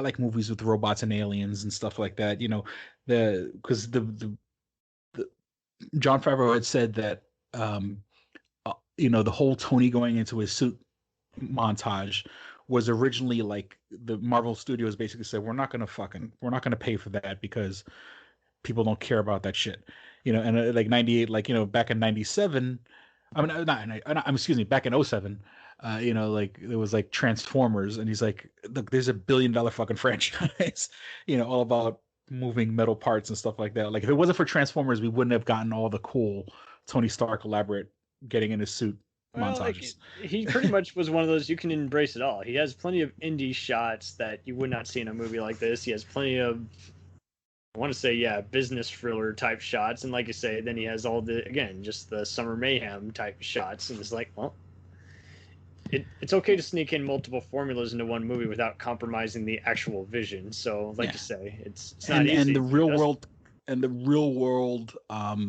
you know, of having Robert Downey Jr. cast as fucking Tony Stark, It made which sense. is like, yeah, you couldn't, you know, perfect fucking casting, you know, and he wasn't like, I don't think he wasn't 100, he wasn't at his lowest point, but he was still pretty fucking low. You know, he was still Yeah. kind of like crawling his way Hadn't out had of it that in hole that he dug. You Joel know, and Silver was looking out for him, and here it was time for Paramount and Marvel to do the talking. The suit looks so fucking cool. You have a redemption from, like you said, the come to Jesus moment where a guy's, you know, playboy, you know, born into money, but you know, when you finally get him to stop goofing off and fucking really be serious, how really serious he can be, and you know, and you know, and fucking the dude, you have the dude, the bad guy's the dude, you know. And it's so funny to watch that movie because I cannot think of you know, and he, you know, he plays a convincing bad guy. He's basically the Elon Musk of this fucking movie. Yeah. You know, Tony made this in a cave with spare parts and scraps, you know, and you know, but I hear that voice and I'm like, you know, that's sort of your opinion, man. You're right. Just waiting for him to interrupt. But, All right. yeah, you know, Yeah. Iron Man, it's one of those movies I could watch a million times. You know, it's have it on DVD, and I don't have, yeah, have it on, I don't have it on Learn from the Blu-ray. best and inspired better as well. Yeah, and just like these other movies, you know, the fates that launched 1,000 chips. You know, she started the fucking $1 billion franchise, billions of dollars franchise. Right? Yeah. Well, I'll keep my next one short as well because we just got so much to do. Are you a shepherd or are you a sheep? Training Day. And again, I could have easily picked other LA crime movies, but I already got one called Die Hard, and I like Heat. I really do like Heat, but I love Training Day. And this just got me, this and Narc and Serpico got me into all those crooked cop movies. Those were always, coincidentally, even before BLM riots and everything else, just my favorite kind of subgenre, just cops and robbers kind of movies. I still light up when I see something like Black and Blue or 21 Bridges hit the market as a Friday night kind of movie because they're just so unreal. And I've been a David Ayer fan and Antoine Fuqua loyalist, just always. And, you know, even then they continued this vibe in other movies they did, like The Equalizer and Street Kings and Brooklyn's Finest and, you know, just plenty of others. Into Watch.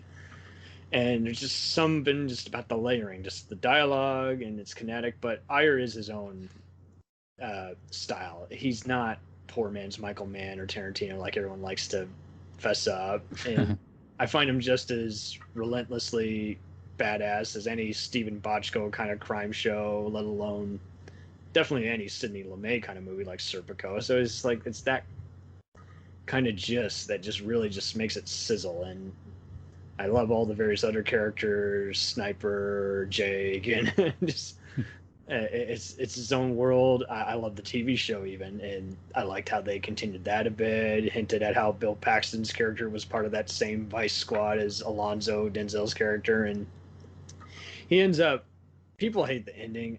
I don't have a problem with this ending. This to me is Denzel's moment at a Scarface type moment, and Scarface is another one where, depending on who you talk to, some people like to say good performance, shit movie, and other people like to say, you know, great cult movie. And it's like, well, I'm neither. I think it's an excellent movie. And obviously, no movie is perfect, but I love all the. I get something out of this each time I watch it, and this is one of them. But I'll let you weigh in. You know, I could watch Denzel Washington read the fucking phone book. Yeah. You know, I mean, and the funny thing is that I wouldn't consider myself like the world's biggest Denzel Washington fan, but like every fucking movie he's in, you know, I think earlier you had How did he mentioned do that? Ricochet. Yeah. Ricochet, you know, Man on Fire, you know, even, What to you know, do about nothing. yeah, Philadelphia, The Siege, Malcolm X, Max. what's the one where they're on there's a laser that shows us the future or some shit like that, you know, like, you know, there's that shows us the future, probably Virtuosity. I don't know, but I loved Virtuosity. No, but there's a movie where there's a whole movie about a train crash, and you know the Unstoppable, yeah, that's, you know, yeah. Any Tony Scott movie's done, yeah. And you know, I mean, you know, Denzel Washington is he's something to see on the screen, you know, charismatic, and then you know, to be a bad guy, to be a charismatic bad guy, and you know, and of course, you know, you always hear about the dirty cops, and you know, once again, you know, not that being a correction officer makes you any kind of like law enforcement expert, but you know, everyone hears stories.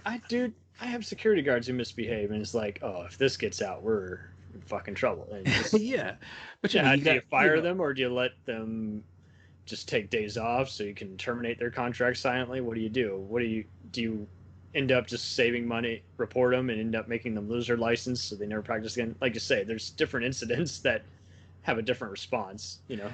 Yeah, but it's sort of like, you know, the initiation of, like, you know, tricking him to smoke the angel dust. The gang, we're with a badge. We do what we need. We write up the report how it is. We're gonna do a robbery today. Doesn't matter if it had nothing to do with, you know, what we were here in the first place for. And I see so many other movies. There was a cool movie called 999 that literally is a mashup of this and Heat, you know. Uh-huh. Bunch of established Marines who rob banks and, you know, got to pay back the Russians, you know, before midnight. So it's like so many movies go to these as just these kind of LA kind of noir looking movies that got Western and crime elements to them, you know. Yeah. And it's like just, it's a Wild West shootout. Yeah. And you know, you know, the line, you know, and of course, you know, the most famous line of King Kong has nothing on me is like, King Kong ain't got shit on me. You know, and I had my line like that. Like when I was a correction officer, the facility that I worked at the longest, on Fridays we got new inmates. Make you more blind than Helen Keller. and the inmates would come to the unit, and my line was, "You may live here, but this is my house." There you go. Know? Yeah, I shit here. I run shit. Yeah, and it's sort of, you know, that was my version of King Kong ain't nothing. I got nothing on me. Like, you know, this is, you know, there's you sort of become, and of course, you know, this shows you the dark side of it, where it's like it feels like it's your home. You can do whatever the fuck you want. You have impunity, but you know, that's Jake is basically the Clarice to Hannibal Lecter. You know, here he's like, hey, he's like, get in, shut up. If you want to make it, you know, to the next stage of your career, and then you're realizing, nah, we're not even breaking rules anymore. We don't even represent anything more. I got to report you. And the Free Wiseman, you know, there's some clever add-on names, but they don't sound childish. Like nowadays, when you see some other stuff, it's like, okay, someone's getting too cute and been watching too many movies, which, you know, every character has a stupid nickname. Here is just like, yeah, I totally am weighed in on it because it's just this filmmaker's style, and I buy it. And who's the actress? Is it Eva Mendes? Mm-hmm. Oh. Yeah, the most, probably, you know, maybe not the first top, but like she gets top a good 10 scene though, most freeze framed moment. Well, on and it's DVD. an interesting scene too, because it's like basically she's had a son with this bad cop, and the minute I like how she doesn't become the damsel in distress. It doesn't become like every other Shakespeare adaptation, let alone Scorsese movie, where the woman is just basically the third wheel or the victim. You know, it's like here it's kind of more like Cape Fear, except it's like, nope, I'm getting out of town, changing my name. I got some money from this dickhead, and now it's pretty clear he's not wanted in town anymore. And you know, my son comes first, so. But much like Jack Nicholson in Few Good Men, he's just got that aura. As like the actor is bigger than the role, but the role does have some serious meat to it. It's just this man who's basically a kingpin in a established role and just violating everything. And I do see comparisons between this and say something like shows like The Shield, but it's like, well, here's the thing, The Shield is a whole different kind of animal where you got a guy who is the bad guy and it just manipulates people, and there's other people who basically got other just layering and is kind of a more voyeuristic kind of style. And it's like this one is just more of a, race against the clock. And you see, again, people who were supposed to be in this role. This was originally supposed to be Sam Jackson as the bad guy and Matt Damon as the good guy. And it's like, well, that's just it. It's like different kind of movie there all of a sudden. It's like, I would have liked it, but this is interesting because this doesn't feel like a stupid 80s movie. This feels like a more just kind of testosterone kind of movie, kind of like Colors or what's the other one? There's a great movie from the 90s that also has Scott Glenn in it. He's in this one as well.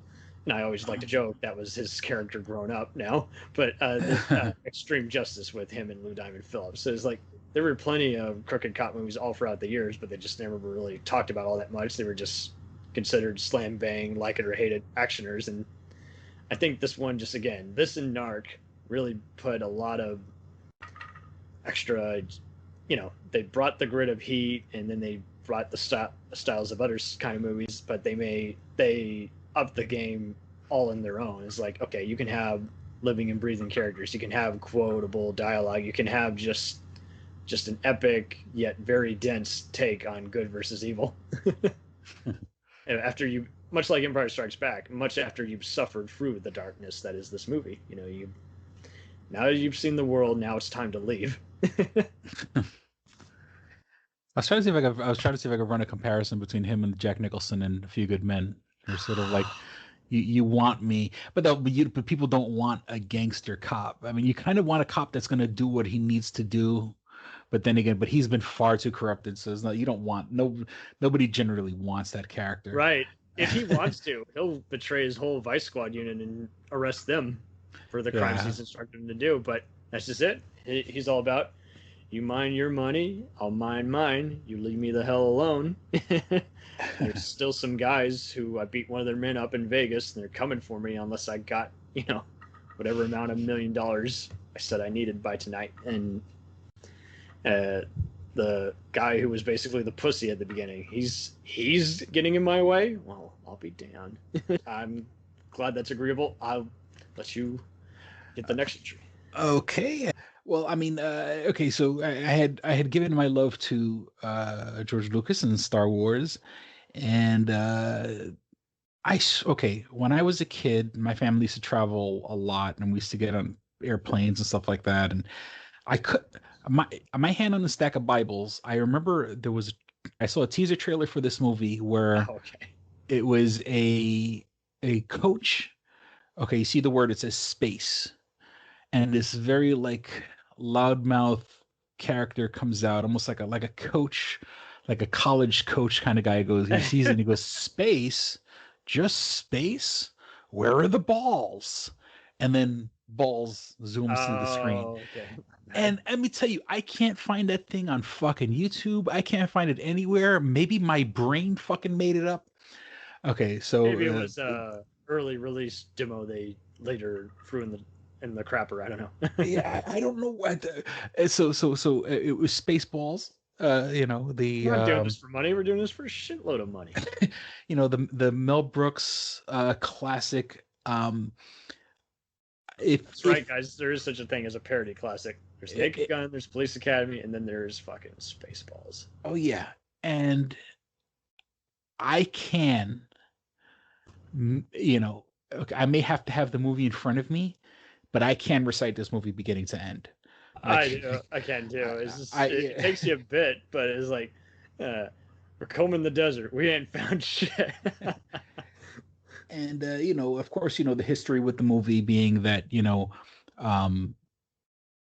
Mel Brooks went to George Lucas and said, I want to do this movie, and George Lucas said, you have my full unfettered blessing, even the same effects company. Same effects on me, but you cannot make merchandise. You cannot make action figures and stuff like that. That was the only caveat, which is funny, because that's a big joke in the movie about merchandising, and of Right. course that's where George Lucas made a nice chunk of his fortune. was the merchandising of a movie, back at the time when people weren't expecting, when the studios weren't expecting Star Wars to do that great. Marketing interferes with the vision of future installments. Yeah. Yeah, and when you watch the movie, like, okay, yes, okay, it didn't have the budget of of other movies, but and like you said, all the space stuff, it was done by ILM. This was a legit. You got one hell of a cast too. I mean, you got Yeah. fucking Rick Moranis, you got Michael Winslow from Police Academy, and then you got even just other future Star John Trek, Star Wars Candy. actors. Like Tuvok is the guy who I just quoted, who says that we ain't found shit years before Star Trek Voyager. So it's like one hell of a cast. Bill Pullman has often been mistaken for Harrison Ford, let alone often given movies that he passed on. So that's already funny in and of itself. Yeah, and because the whole thing, okay, like one movie that it's not on my list but almost made my list was Ghostbusters, the original Ghostbusters. And now, the whole thing is that what I like about Ghostbusters is, besides the fact that it's funny and stuff like that, is that it takes its special effects seriously, and it takes if you were to re-edit Ghostbusters, you could probably make it a fucking horror movie, or definitely definitely not a comedy. Got Sigourney Weaver. You Yeah. could be fooling someone. And I think the same could be said about Spaceballs. Is that the fact that we have a spaceship transform into a giant maid with a giant vacuum cleaner, and it looks fucking ridiculous. I mean, it looks ridiculous as in the concept is ridiculous, but the special effects are spot on. The spaceship itself, Spaceball 1, Harvey, yeah. it was a giant fucking model.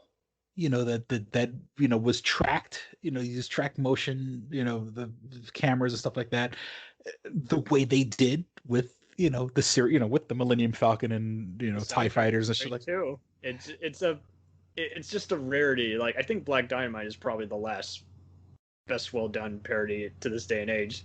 Well, I take that back. Velociraptor was a pretty good creature feature parody, but my point is like you say, is like this inspires the parody genre. I mean, the closest you probably have to it for Star Trek is, Red Dwarf and parts of Stargate SG-1, and then currently the Orville. But yeah, this is like the best of just making fun of space epics. I mean, they make fun of Planet of the Apes at the end, and it's a non-credited voiceover by Michael York, of all people, from Logan's Run. So it's like, it's a very well thought out and very detailed parody, and it's just something I wish they would do. Everyone focuses on the jokes, no one focuses on what actually works, and it's frustrating to have to go back to the old stuff that you've seen 100 times that never gets old. Yeah, I mean, it's such a great movie. It's so fun, and it does have a legitimate arc to it, and the characters and Lone Star. Is anyone going to get along? And I love how when she starts kicking a lot of their asses, and of course, who can forget you've captured their stunt doubles segment. I love that kind of fourth wall breaking as well. And this is like, yeah, bring me the VHS of Spaceballs the movie. Right. We're watching now. Everything that's happening now is happening now. Well, what happened to then? We passed that. When? Now. Just now. Fast forward. When will then be now? Soon. And that's the opening scroll is parodied, and it takes you a moment, and then you just start laughing the longer it takes, and you're like, oh, I get it. Oh, you bastards. If you can read this, you don't need glasses. It's such a fun movie, lighthearted, has a lot of fun. Obviously, done with love and respect for Star Wars. You don't even have to be a Star Wars fan to even like it. That's the genuine greatness of it all, though. I mean, it's kind of, in many ways, I don't think Trey Parker and Matt Stone would even exist without this fucking movie. Yeah, well, it's one of those deals where, like, okay, let's just say you take, the most millennial of millennials out there who that has never seen Star Wars. Yeah. Because but it's one of those deals where Star Wars has been parodied in so many forms and facets that Music and everything. yeah, you even if you've never seen Star Wars, you know what Star Wars is about. You know what you know the characters. At least you know Luke and C-3PO and Darth Vader and stuff like that. And then you can watch a movie like Spaceballs, and you know the archetype, and of course they're goofing on the archetype, but like you said, you can watch that movie without never seeing any of the Star Wars movies and kind of get, I wished that they would had, and it's not, I mean, well, everyone's fucking dead now, and John Candy's dead, Joan Rivers is dead, but I mean, they could have, you could have easily made fun of the prequels. They could have done a prequel, goofing on the making another movie, but then sort of also kind of ribbing at the prequels on how they weren't really loved by people and shit like that. They could do that. They could do the Abrams stuff. It's like Rogue One. That's the only one that says that. They could have done even Mandalorian spoof saying this is the way to hoedown. I don't know. They could have done. Yeah, exactly. And now that they could have done a Tropic Thunder type mock on the movie industry and spectacles and how everyone since '95, especially with stupid crap like Waterworld, has just been again overspending money on just already very doomed projects. Yeah. And it's like, when was the last time we had a good parody, sci-fi parody? I mean, I could, the only thing I closest movie, I don't know. Yeah, I mean, the only thing I even think it's not even a movie. It's like a Rick and Morty. There you go. They take the tropes and they mess with them. I mean, it's not Rick and Morty isn't a parody, but let's do a Back to the Future parody on how the time genre subgenre just sucks. Yeah. And I honestly can't think of anything that other than I can't think of anything that was even close to Spaceballs. Right. But Groundhog Day doesn't count. That was its own genre. And so, once again, it's one of those movies like a quote beginning to end, and this and Blazing Saddles and the producers, just Mel Brooks is just goodness. Yeah. I mean, I'm gonna shed a tear on the day, I don't want to think about it, but he's pretty up there. Carl Reiner has left us. Mel, please give us at least 10 more years, please. Yeah, and that's got to be rough because, that up until recently, obviously until Carl Reiner's death, they spent time together every day. That was, if I understand it correctly, same kind of influence. Everyone acts like they just directed a lot of movies. Like, no, they were responsible for so many shows and even getting serious movie productions into production. That's like a marriage. You know what I'm saying? The way they work, and think about it. With a marriage, you're stuck with your wife. They chose you choose to go over to your friend's house every day. So it's I hope Mel's keeping the faith and staying active and doing what he has to do to fucking keep being there. Hell, he's done even movies that have been ignored and are still being rediscovered, like freaking Love Stinks, and everyone's realizing he's the producer of The Elephant Man now. It's like, yeah, it's just I didn't know that. He got so much stuff into consideration just because he's a funny guy and he understood the business and he understood how to not be a dick and be a very creative force. So, a total rarity in and of himself and a very impressive man. I'm gonna go with a Lucas movie. It is not a parody and it is not The Amazing Willow. It is, again, in my opinion, my favorite of the Indiana Jones movies. This is one of the few third chapters that really actually works for me. Doesn't show any sign of run out of steam.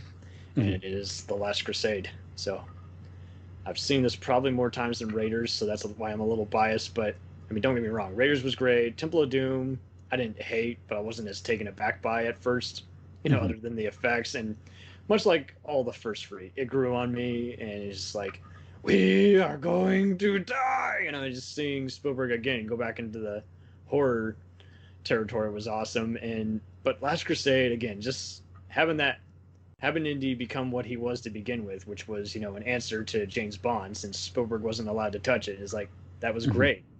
Yeah, and from that point on, it was just great to know that he got to work with an actor who was largely only, doing, cult stuff like Highlander and, Sidney Lumet dramas, to see him actually finally get to work with a franchise spawned by his James Bond movies, and just again the whole father and son dynamic, and even a few one-liners that may not be for everyone. It's just it has everything you love about the movies and these spectacles, and it's just one hell of a movie every time. Great, even better villains, even more of a diabolical plot, and even better chase scenes. It's just like, okay, well, that's what you got to do. You got to do it bigger and better, and with as much love and care, as opposed to just bigger but not better, you know? Yeah. Well, okay, so like I you know, being a fan of movies or TV shows, sometimes a death knell for a franchise is let's bring in a relative. Yeah, Let's bring in Uncle the Joe. dad Let's bring in who the we sister we had never to heard of. see. And it's like in this case, well, he did hint at it, and it's like, I mean, to make it even better, you even see what he was as a kid. And it's like, well, I'll be damned, River Phoenix. That was one hell of a portrayal you did there. Mhm. But yeah, go ahead. Sorry. Yeah, I say usually, you know, that's a bad sign on a Usually lot is. of franchises. A lot Third of like, chapter, oh God, now they're gonna bring in, yeah, 5 they're gonna years bring in after somebody, and the last one.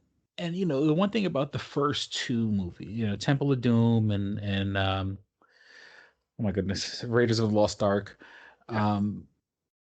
those movies were obvious homages to the Saturday afternoon serial cliffhanger. Yeah. You know, Cody, the yeah. the serial. Andre is a great movie in and of itself, but this one it just brought it back, and like I said, created a new character. But well, yeah, that's the whole thing, is that like the first two movies have that energy, have the Saturday afternoon serial cliffhanger energy to them, and not that there's anything wrong with that. It's a love letter to it's the those style. It's to those, but yeah. Last Crusade doesn't feel like that, and I mean that in a good way. Yeah. It like what had started brutal. as like a love letter is like, oh no, this is its own established universe now. and you know, and we can, and not that it wasn't taken seriously in the first place, but I mean it does get a little slapsticky, like, you know, when, you know, eating monkey brains and stabbing people with pens and stuff like that, and you know, that, like, you know, and don't get me Save the wrong, dog, Crusade, Indiana. yeah, I mean, yeah, absolutely, Crusade has its moments of levity, but You can get away with it when everything else is working, but like you say, most of the time, any other movie would have just focused on those gags, and everything else would have just been painfully dull and just not been fleshed out. yeah, And like you say, it's like those are just to keep you in the movie in between what's otherwise a very dark movie. yeah, it was so good, you know, and It's also very violent. I remember I was watching it, I think on I think it was USA, and my mother's remark is like, "Is it really typically this violent?" I don't recall this. I'm like, "Oh yeah, they're not cutting a single thing here." Indiana Now, Jones always uncut. does the Last Crusade have the gag no ticket when he throws the guy off a train, or am I confusing? I think so. Yeah, when my they're movies getting are on the blending in my head. I think so when they're getting on the biplane, but you know, I'm gonna do a marathon soon. But it's just one of those, like, yeah, I mean, they have so many other great gags, just so much awesome Nazi killing action, and like to say, I mean, it's cool how they mix the humor in with another part of the mystery, and it relates to the current epidemic. You know, the current. I don't mean our current disaster. I mean with the current fiasco that Indy's found himself get into, and it's definitely as close as to a Bond film as Spielberg's ever going to get. I mean, he comes close with Raiders, but I mean, he is so in tune with his love of spy movies and adventure here. And I mean, again, the villains all get some awesome deaths, and I mean, the Book of the Covenant. I mean, that's a great stepping stool to have. It's like The Penitent Man, and yeah, it's like you got a man who's just so ruthless, who will injure anyone just to get what he wants, and you know, it's everything he could possibly not want. It may not be Pandora's box, like don't look at it like the first one, but it's still. I think this is where this is again the first three are where the fantasy elements really do actually work, and it makes you forget about that at first. It's like, yeah, that really is kind of a fantasy sci-fi movie when you take away the chase scenes and the spying adventures, like, and again, it's both. It's probably one of the few adventure movies of the 80s that really was still emotional. I mean, yeah, sure, you had Kirk and Spock, and you had, you know, a few other neat franchises, but like this one really does. It's still a rarity. I don't see any adventure movie being as dramatic and intense as this one in quite a while. I mean, Yeah. And Sean Connery not in his prime. no, Still, not at all. and still cranking out a fucking, there was, And when we saw him in League of Extraordinary Gentlemen, I was like, yeah, he's still in Doctor No, Indiana Jones free mode. Just he's got those same tropes where he captures a guy, bitch slaps him, says a outrageous one-liner in his Scottish accent, and then the bad guy, poisons himself just like Doctor No. And then, of course, much like Last Crusade, he wears adventurer archaeology type gear, and gets to find creative ways of using everyday tools as weapons. It's like, and yeah, again, we missed the hell out of him. But yeah, Crusade, he gets some great, ass kicking while never coming off as a dick. You forget that, yeah, this is a guy who, again, Indy's starting to see why this man got so blinded by all this adventure that, was escape from the boring life that was his real life. And it's like, and now they're in this fight together, and it's like, but it just structures it enough before it gets to all the set pieces that are still needed to progress the movie. And it's like, but it doesn't feel brain dead like all those other movies that came out before and after, And I'm not saying Indy is brain dead. I'm saying a lot of the other knockoff type adventure movies that would try and pay tribute to these kind of, tune it, come to the theater next week for the conclusion, Yeah.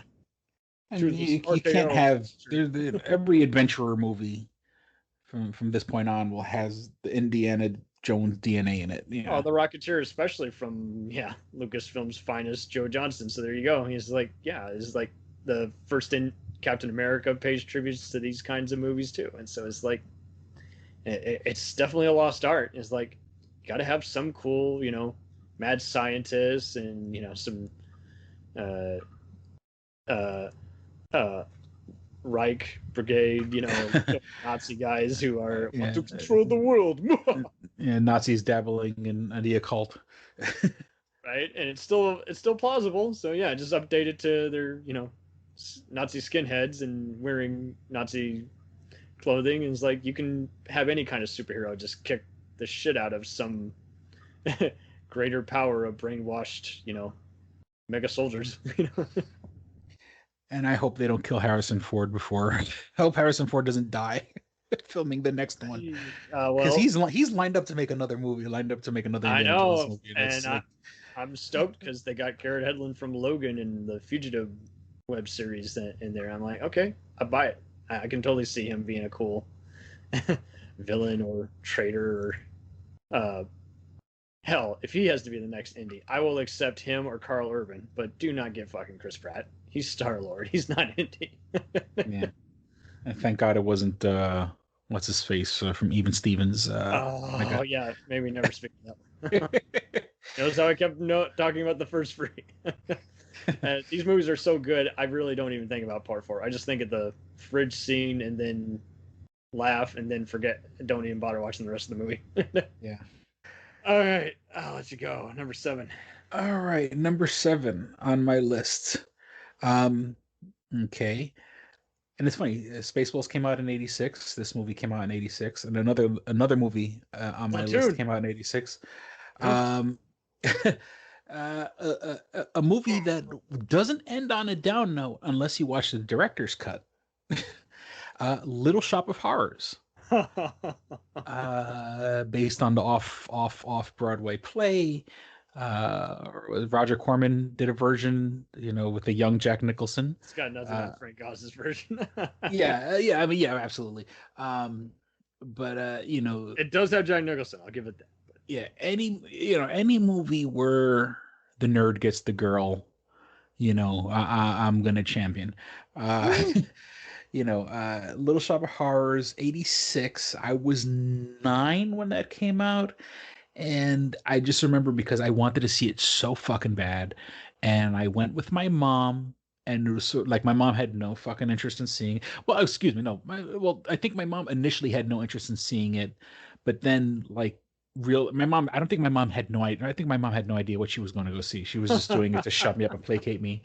But like the doo wop, kind of like the singers and stuff like that. My mom was a big doo wop aficionado. So I think like my mom went into it not expecting to enjoy herself and ended up loving it. With Nice. the 50s and 60s aesthetic. Swing dance. Yeah. Yeah, and so Frank Oz, like you just mentioned, who worked with George Lucas, and in this situation also, having creature creations from the Jim Henson Workshop, you know, an incredibly, it's a beautiful movie, as in like the set dressing, and the fact that it looks like, where I grew up, the when you used to go to an old floor shop or the barber shop that still had like the crown molding on the walls and wrought iron Shiny. gates out front, and the bell that rang when you opened the door and stuff like that. They certainly caught that aesthetic, like the fucking tiles on the floor.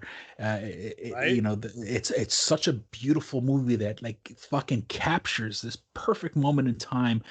But then of course, with the giant killer plant, which looked beautiful.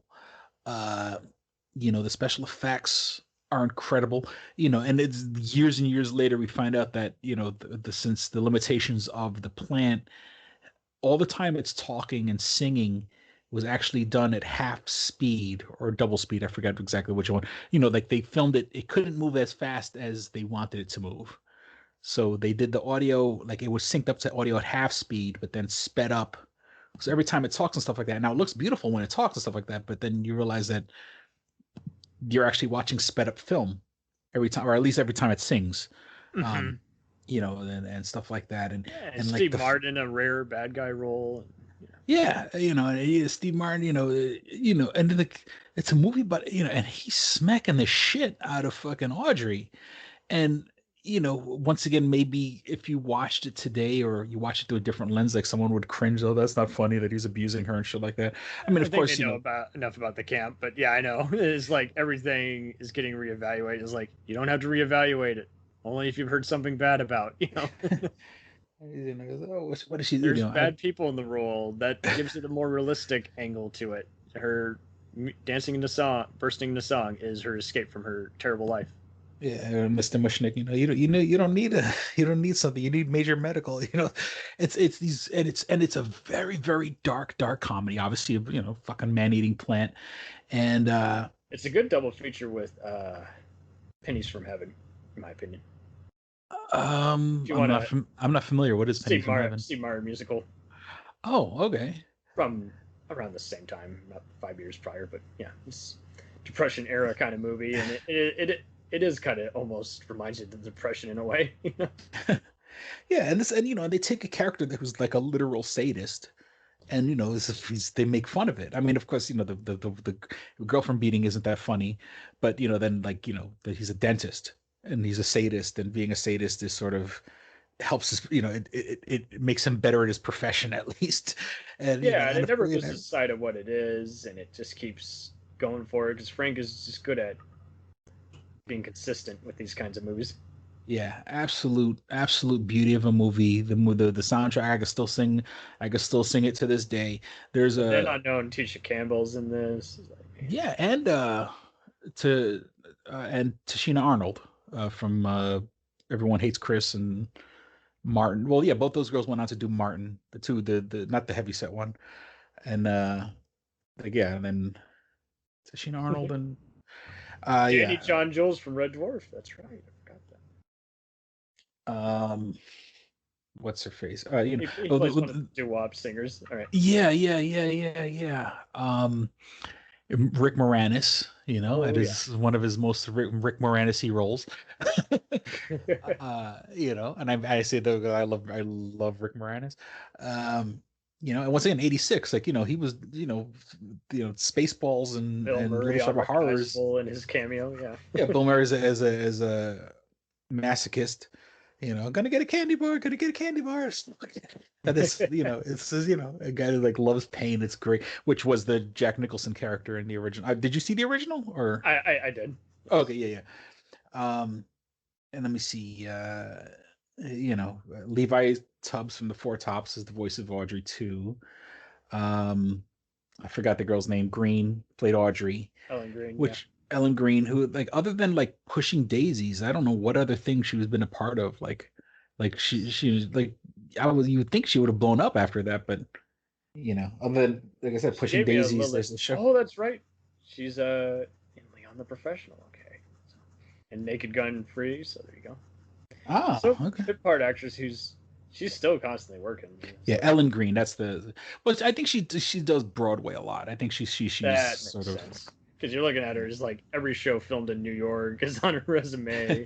A few other campy comedies, like another one with co-star John Candy, Wagon Zeus. So there you go.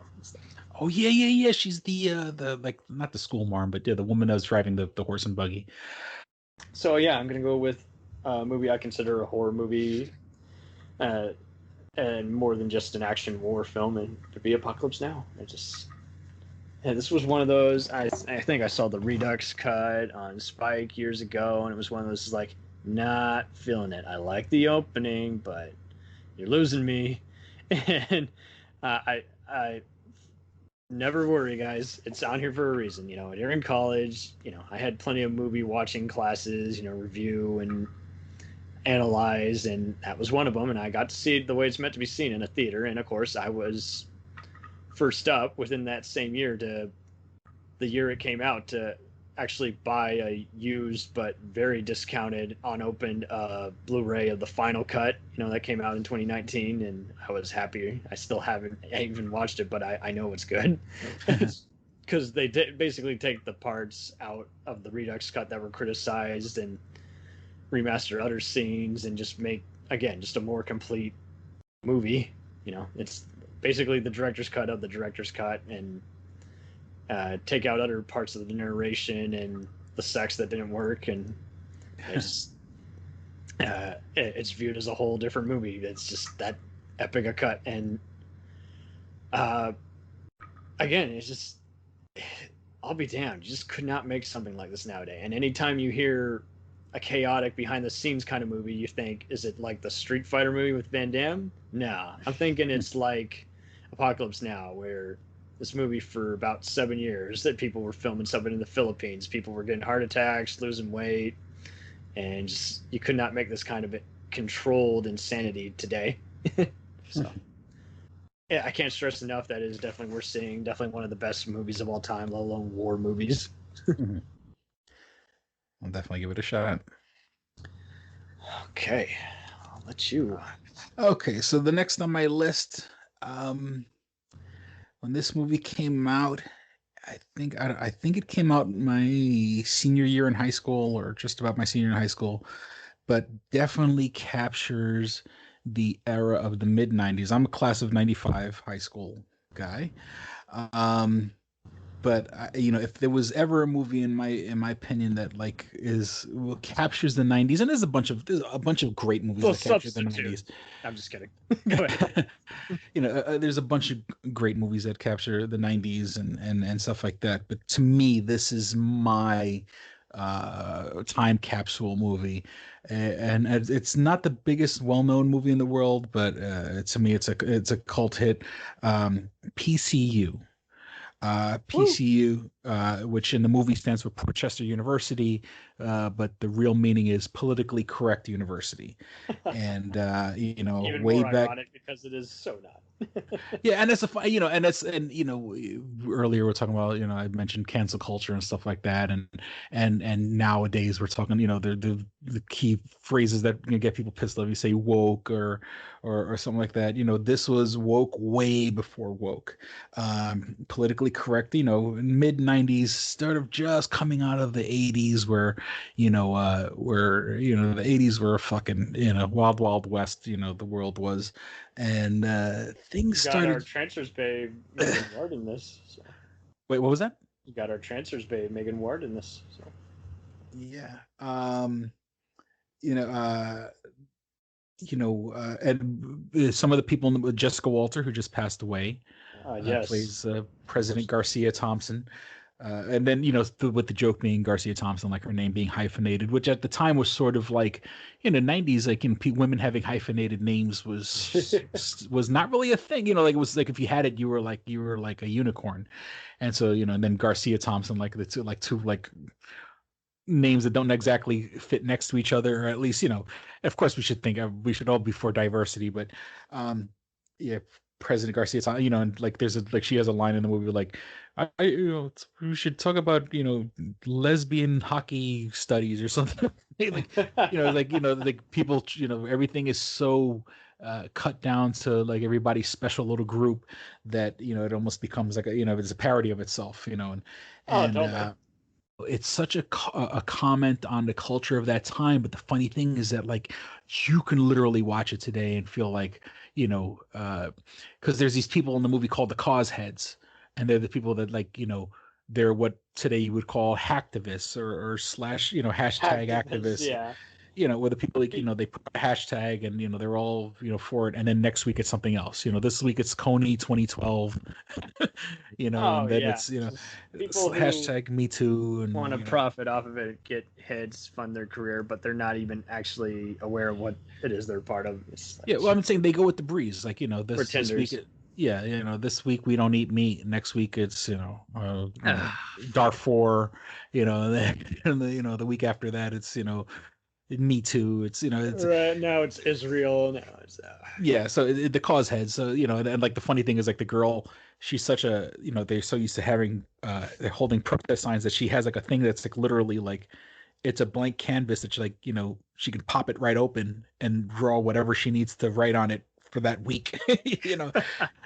And so and so that movie it's such a great parody of like and then of course spoiler alert, it turns out like George Clinton and the Parliament Funkadelic, the band, their bus breaks down, and like they convince George Clinton to play the pit, and like it turns out like, oh, everybody can get along because everyone who doesn't like George Clinton. So it's sort of like we like when we all sit down and we all act like we're all special because I'm heteronormative cisgender he him post traumatic in the world where everybody has these fucking things they add on to their names and shit like that because it makes them feel special and puts them in special little boxes. It's sort of like, what, instead of dividing each other, we could all get along. I like listening to George Clinton, the Parliament Funkadelic. And we can't like get that along. joke in Office Space. Michael Bolton. I fucking hate that guy. We could all get united in music. So, if you haven't seen it, I recommend going seeing it because I actually saw it earlier last year, but yeah, like you could do a PCU 2 easily and have it be a comment on woke culture. Careful what you wish for. They might. From the producers of American Pie, it's like no. I'll write that movie for free. Give me points on the back end, We're at free hours, and don't worry, I'll edit this down. I'm gonna just sum up my last free, and then let you sum up your last free. Okay. Again, Blade Runner. Doesn't matter which of the 4 cuts you watch. This made me fall in love with detective movies. It's just a beautifully made and comprehensible world that you just want to escape to time and again.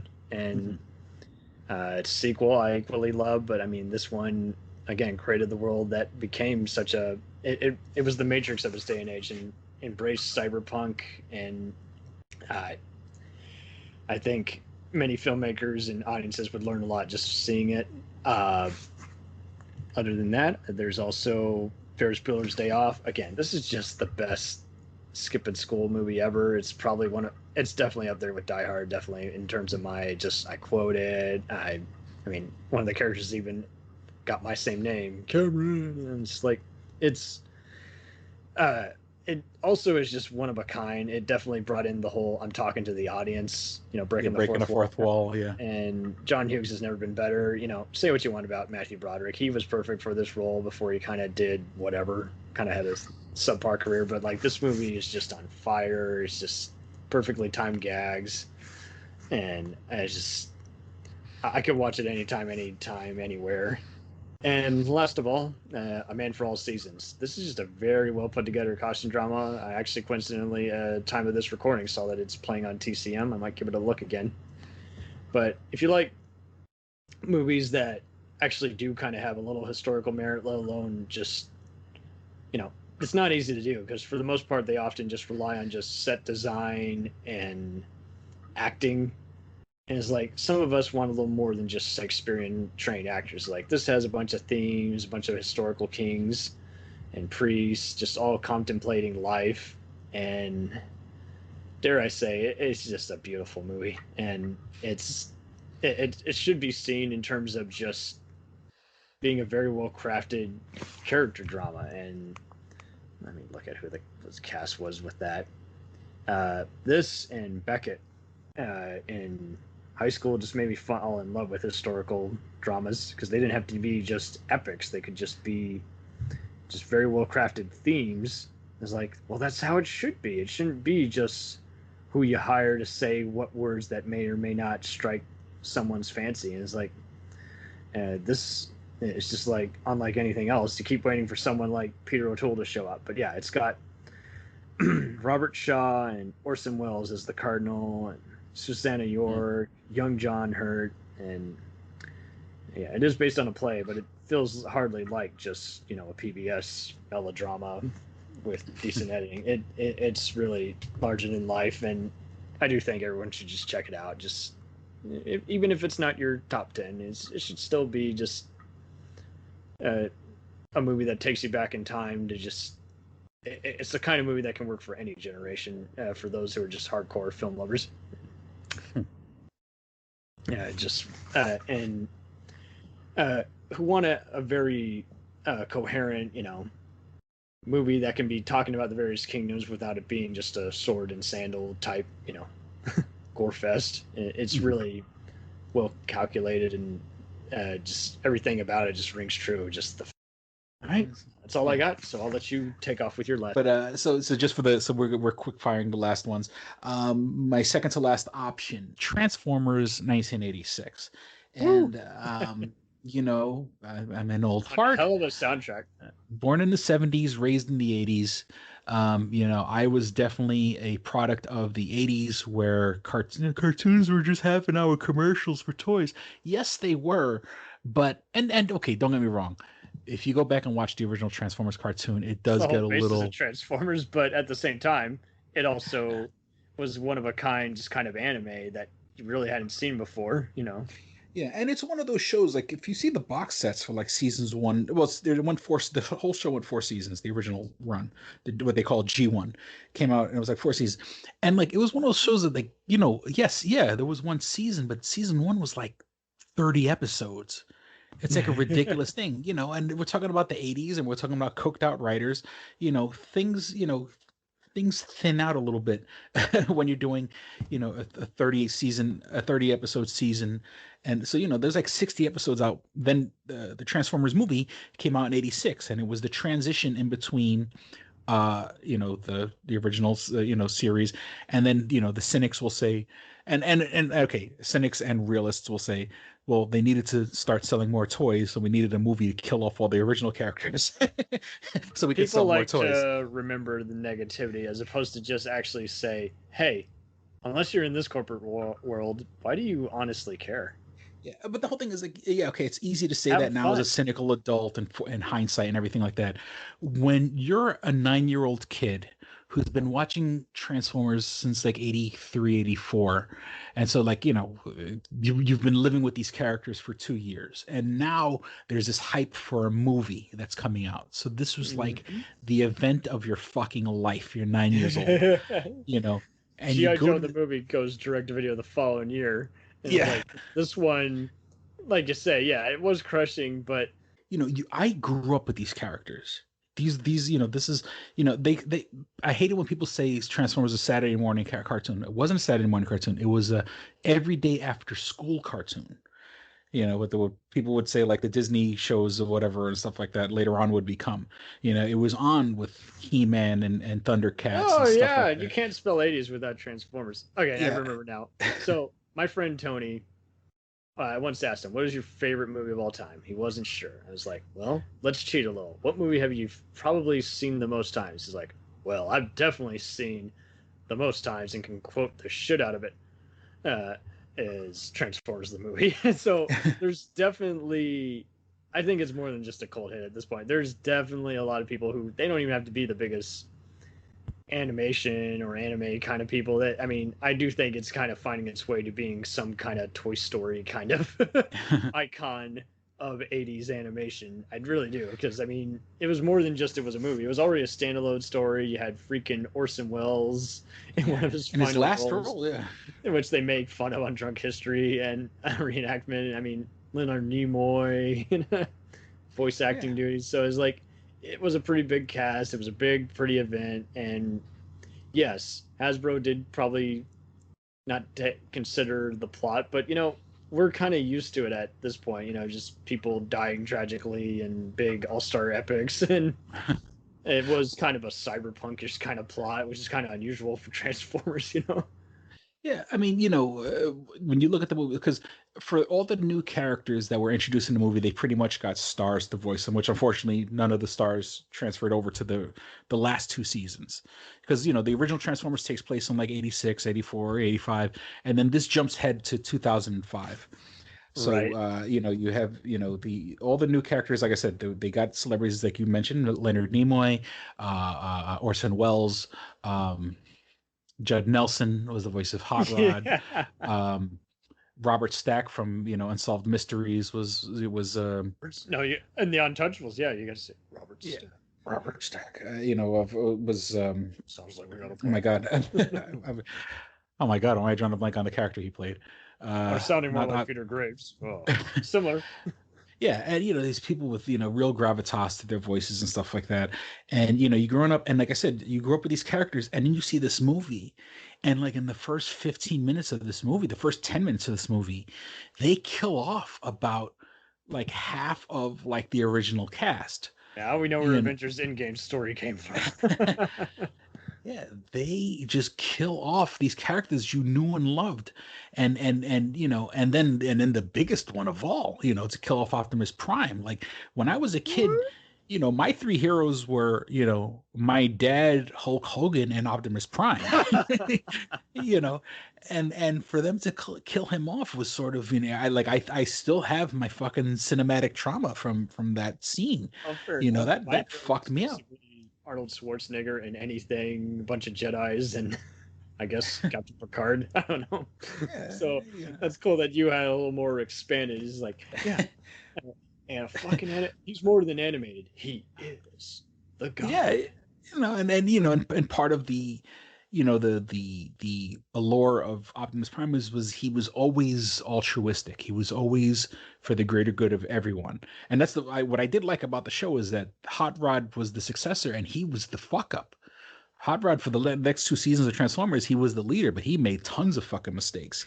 Where Optimus Prime was like, not that he could do no wrong, because Optimus Prime made mistakes also, but he also Optimus Prime always tried to do the best. He was on his, and I mean, I know that sounds corny, but when you're a kid, you fucking believe this shit, and Monopoly. And it's funny, earlier you had mentioned if you love a movie, you'll buy all the copies. Let me tell you, I had the bootleg VHS copy of this. I had the official BVHS copy of it because the bootleg copy, what wasn't in the original, there's a part where Unicron, the giant planet, eats one of Cybertron's, and they go, "Holy shit, what are we gonna do now?" That wasn't on the original VHS because that was sold, for kids, but it was on the bootleg. So I had the bootleg VHS. I had the DVD. I bought the Blu-ray. I bought the 25th anniversary Blu-ray. And so I have, That's great. And the Blu-rays basically has all this, just all the documentaries you could probably watch on YouTube anyway, all the behind-the-scenes stuff. But they cleaned it up and it looks absolutely beautiful. That's my last choice, my last selection. I guess number one. I wouldn't say it's number one on my list, but it's definitely one we've seen a million times and I love to death, and it certainly has a cult following. Fight Club. 1999. I'm just kidding. The for the resident nihilist, for the person that just got for the nihilist starter pack, you need your copy of Fight Club. Based on the book by Chuck Palahniuk. I've read a bunch of his books. I can't get into them. Fight Club, I could literally read in the afternoon. Some movies are better than their source material. That's the other thing too. Like, for God's sake, Starship Troopers is based on a total elitist. Oh yeah. Oh, I tried to get novel. into that fucking book. I used to think that was a good book, and then I realized, oh my God, Heinlein's basically a Nazi.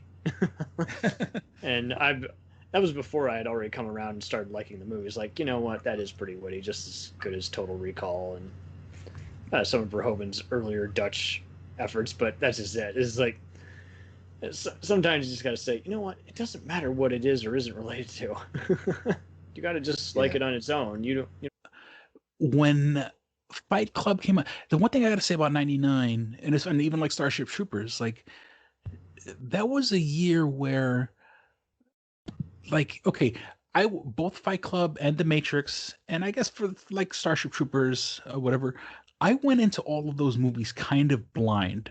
I mean, I had the internet, because I remember, like, but it wasn't like it is today. That's the other thing. Everyone acts like the internet is what it is now. I'm like, no, we had GeoCities. We had review sites. I remember, like, trying to get tickets for the Phantom Menace. Where me and my friend both had. Everyone was doing. Me and my roommate. At the time I moved out of my house, I had a roommate, and like, we're both trying to like sign on to get tickets to go see the movie or whatever, and like, whoever gets on first, let the other one know so we can like get off or whatever. Ordering tickets online, and that was at that time that was like a ridiculous thing. No one would have thought you could buy tickets on your computer. But 1999. For some reason, movie year. I mean, you got Arlington Road, Deep Blue Sea, freaking Virus. You got The Mummy, and then plenty of other. Fight Club, Dogma. Yeah, there you go. Office Space, Idle Hands. So there you go. And so when I went with my friends to see Fight Club, we went in, and the advertising campaign had nothing about, Fight Club looked like it was going to be like a meathead jock movie. Fight Club, a movie about guys that get together and fight. You think it's going to be like, like a Charles Bronson, Sylvester Stallone kind of movie. You think it's going to be this meathead macho, and in the beginning of the machoism, movie, it is not macho. When you had the flashes of Brad Pitt when he's like inserted into like little quick flashes, and I'm in the theater with my friends, like, what the I said, are you seeing? I'm seeing some weird fucking shit, and I thought, like, am I tripping? What the fuck is going on here? That's Brad. And my friends are like, because when you watch the movie, they have like, when you have. I don't think there's any opening credits. Well, no, not opening credits, but like, there's literal one frame, they put Brad Pitt in. And why am I drawing a blank on the other guy's name? Ed Norton. Ed Norton. Ed Norton's having scenes, and then like they literally put Brad Pitt in like one single frames. Yeah, in certain parts in the beginning of the movie, and and it's also sort of when he puts the one frame of dicks and kids movies and stuff like that. And so when I was watching the movie with my friends, I was seeing something, but I didn't know what I was seeing. And I'm like telling my friends, like, are you seeing shit flashing on the fucking screen that like isn't there? And like my friend was like, he agreed with me. He goes, yeah. He goes, and I thought like the projector was broken. I was like, this movie's fucked up. Like, and we went to go see it. We went to go see it in this place is called Whitestone, is in the Bronx, and the Whitestone is a very, very ghetto theater. It's a movie theater that literally has armed security in it. And so we're seeing it in the fucking ghetto, in this ghetto fucking theater. And I'm like, I was like, someone broke the fucking projector, and I'm seeing shit that's like not there. So then the movie kind of spans out, and you realize like, oh, okay, it's about the men's, where's your role in the world, and where the PC culture that was sort of reflected in PCU, what happens when everything becomes outrage. And this is before 9/11, and this is before the line is we have no great war. You know, World War. We were a generation without a great war, and we're a generation raised by women, and at that particular time, and 1999, I'm 22 years old. I'm feeding right into this. She's like, yeah, man, fucking Tyler Durden, man, he's fucking right. And you know. And then before you get old and you realize that Tyler Durden's not the fucking hero of this movie, buddy. Yeah, Tyler Durden's a bad guy. And you watch the movie, and then and of course I don't want to say I'm a nihilist, but you kind of pick up you're just a fucking collection of cells until one day you go out like a light, and that's it for the rest of eternity. And there is no God, there is no heaven, there is just sort of you kind of have that nihilistic part of you, and and you're kind of chasing the Fight Club dream. You're finally getting your chance to assert yourself, because you never have a chance to, society doesn't give you a valve to let yourself. I mean, other than fucking video games and shit like that, but no real cathartic outlet and stuff like that. And you start watching, and and then once again, just David Fincher, fucking brilliant director, and and you watch the movie, and you sort of you take it all in, and then like I said, then later on I go read the book, and I'm like, the fucking movie's better than the fucking book. I don't give a shit about a shadow of a hand in the sand, or pissing on the Blarney Stone, or everything they've tried to adapt from that dude has often been pretty bad. So yeah, and this one was just one of those diamond in the roughs. It's like the people knew it better than the actual author. I mean, there's plenty of movies that aren't true to Stephen King's version, and it's like, that's okay. I kind of agree with Radiodrome, where Stephen King's more of an idea guy, and it's up to everyone else to decide how they want it to actually be unleashed and written on a movie screen. So, true. And it's like you can't get hung up on stuff like that, and everyone acts like, oh, you must. I'm like, says who? Is the Queen of England telling me what I must or must not read or watch? It's like, come on.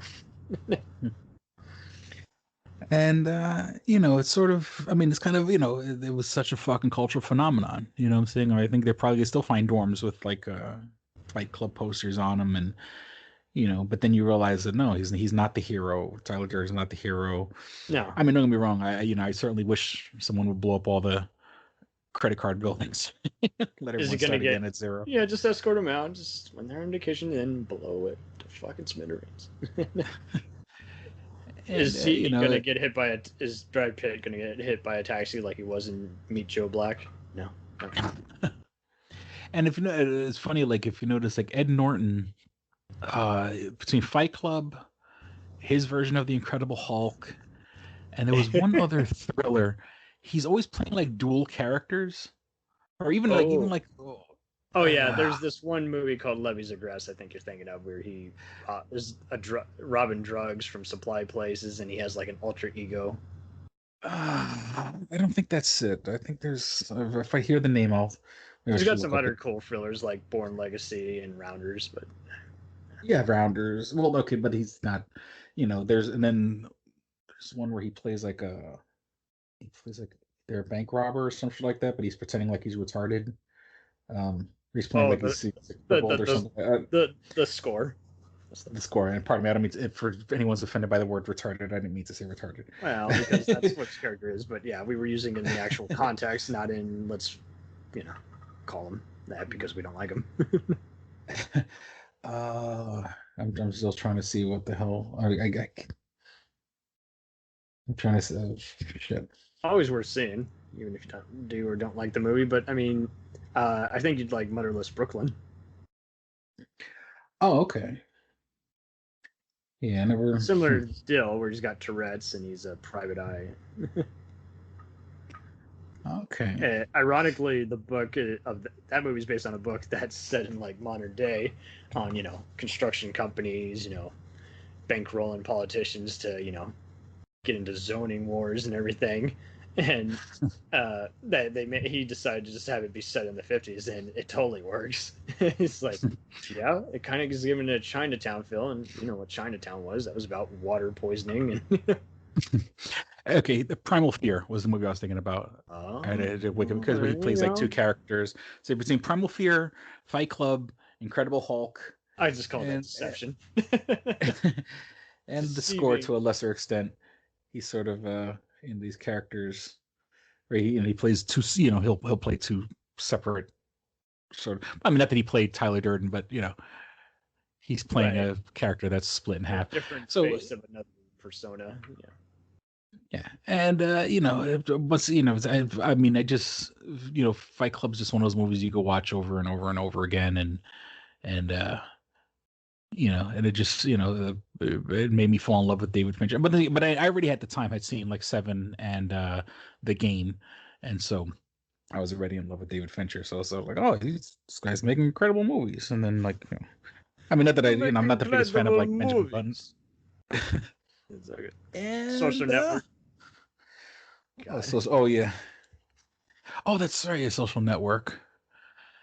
And then David Fincher is sort of like, and don't get me wrong, I'm not complaining, but like, he hutched, he's like, I need Trent Reznor to do every fucking soundtrack for I would love to hear what Trent Reznor would have done with Fight Club at that time, because he had the Dust Brothers do that soundtrack. It'd be ironic if he had a calm score like in Pixar's Soul playing and like, oh, well, okay.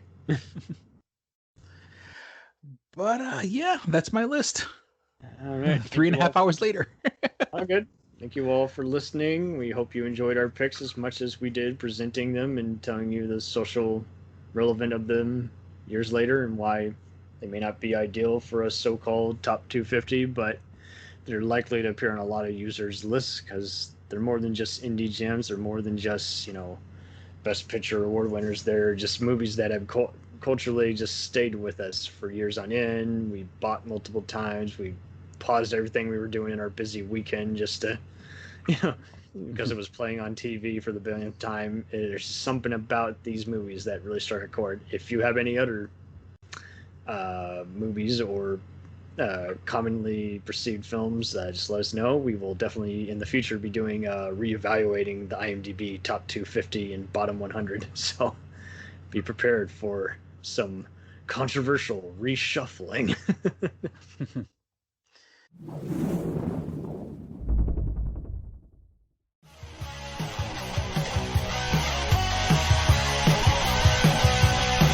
Follow us on the web on Facebook, Twitter, and Instagram. The podcast is available on Podbean, Spotify, iHeartRadio, Anchor, Apple, and anywhere else podcasts are available. Feel free to review our show and leave comments on any of those sites. Thanks a million for listening. It's a jacked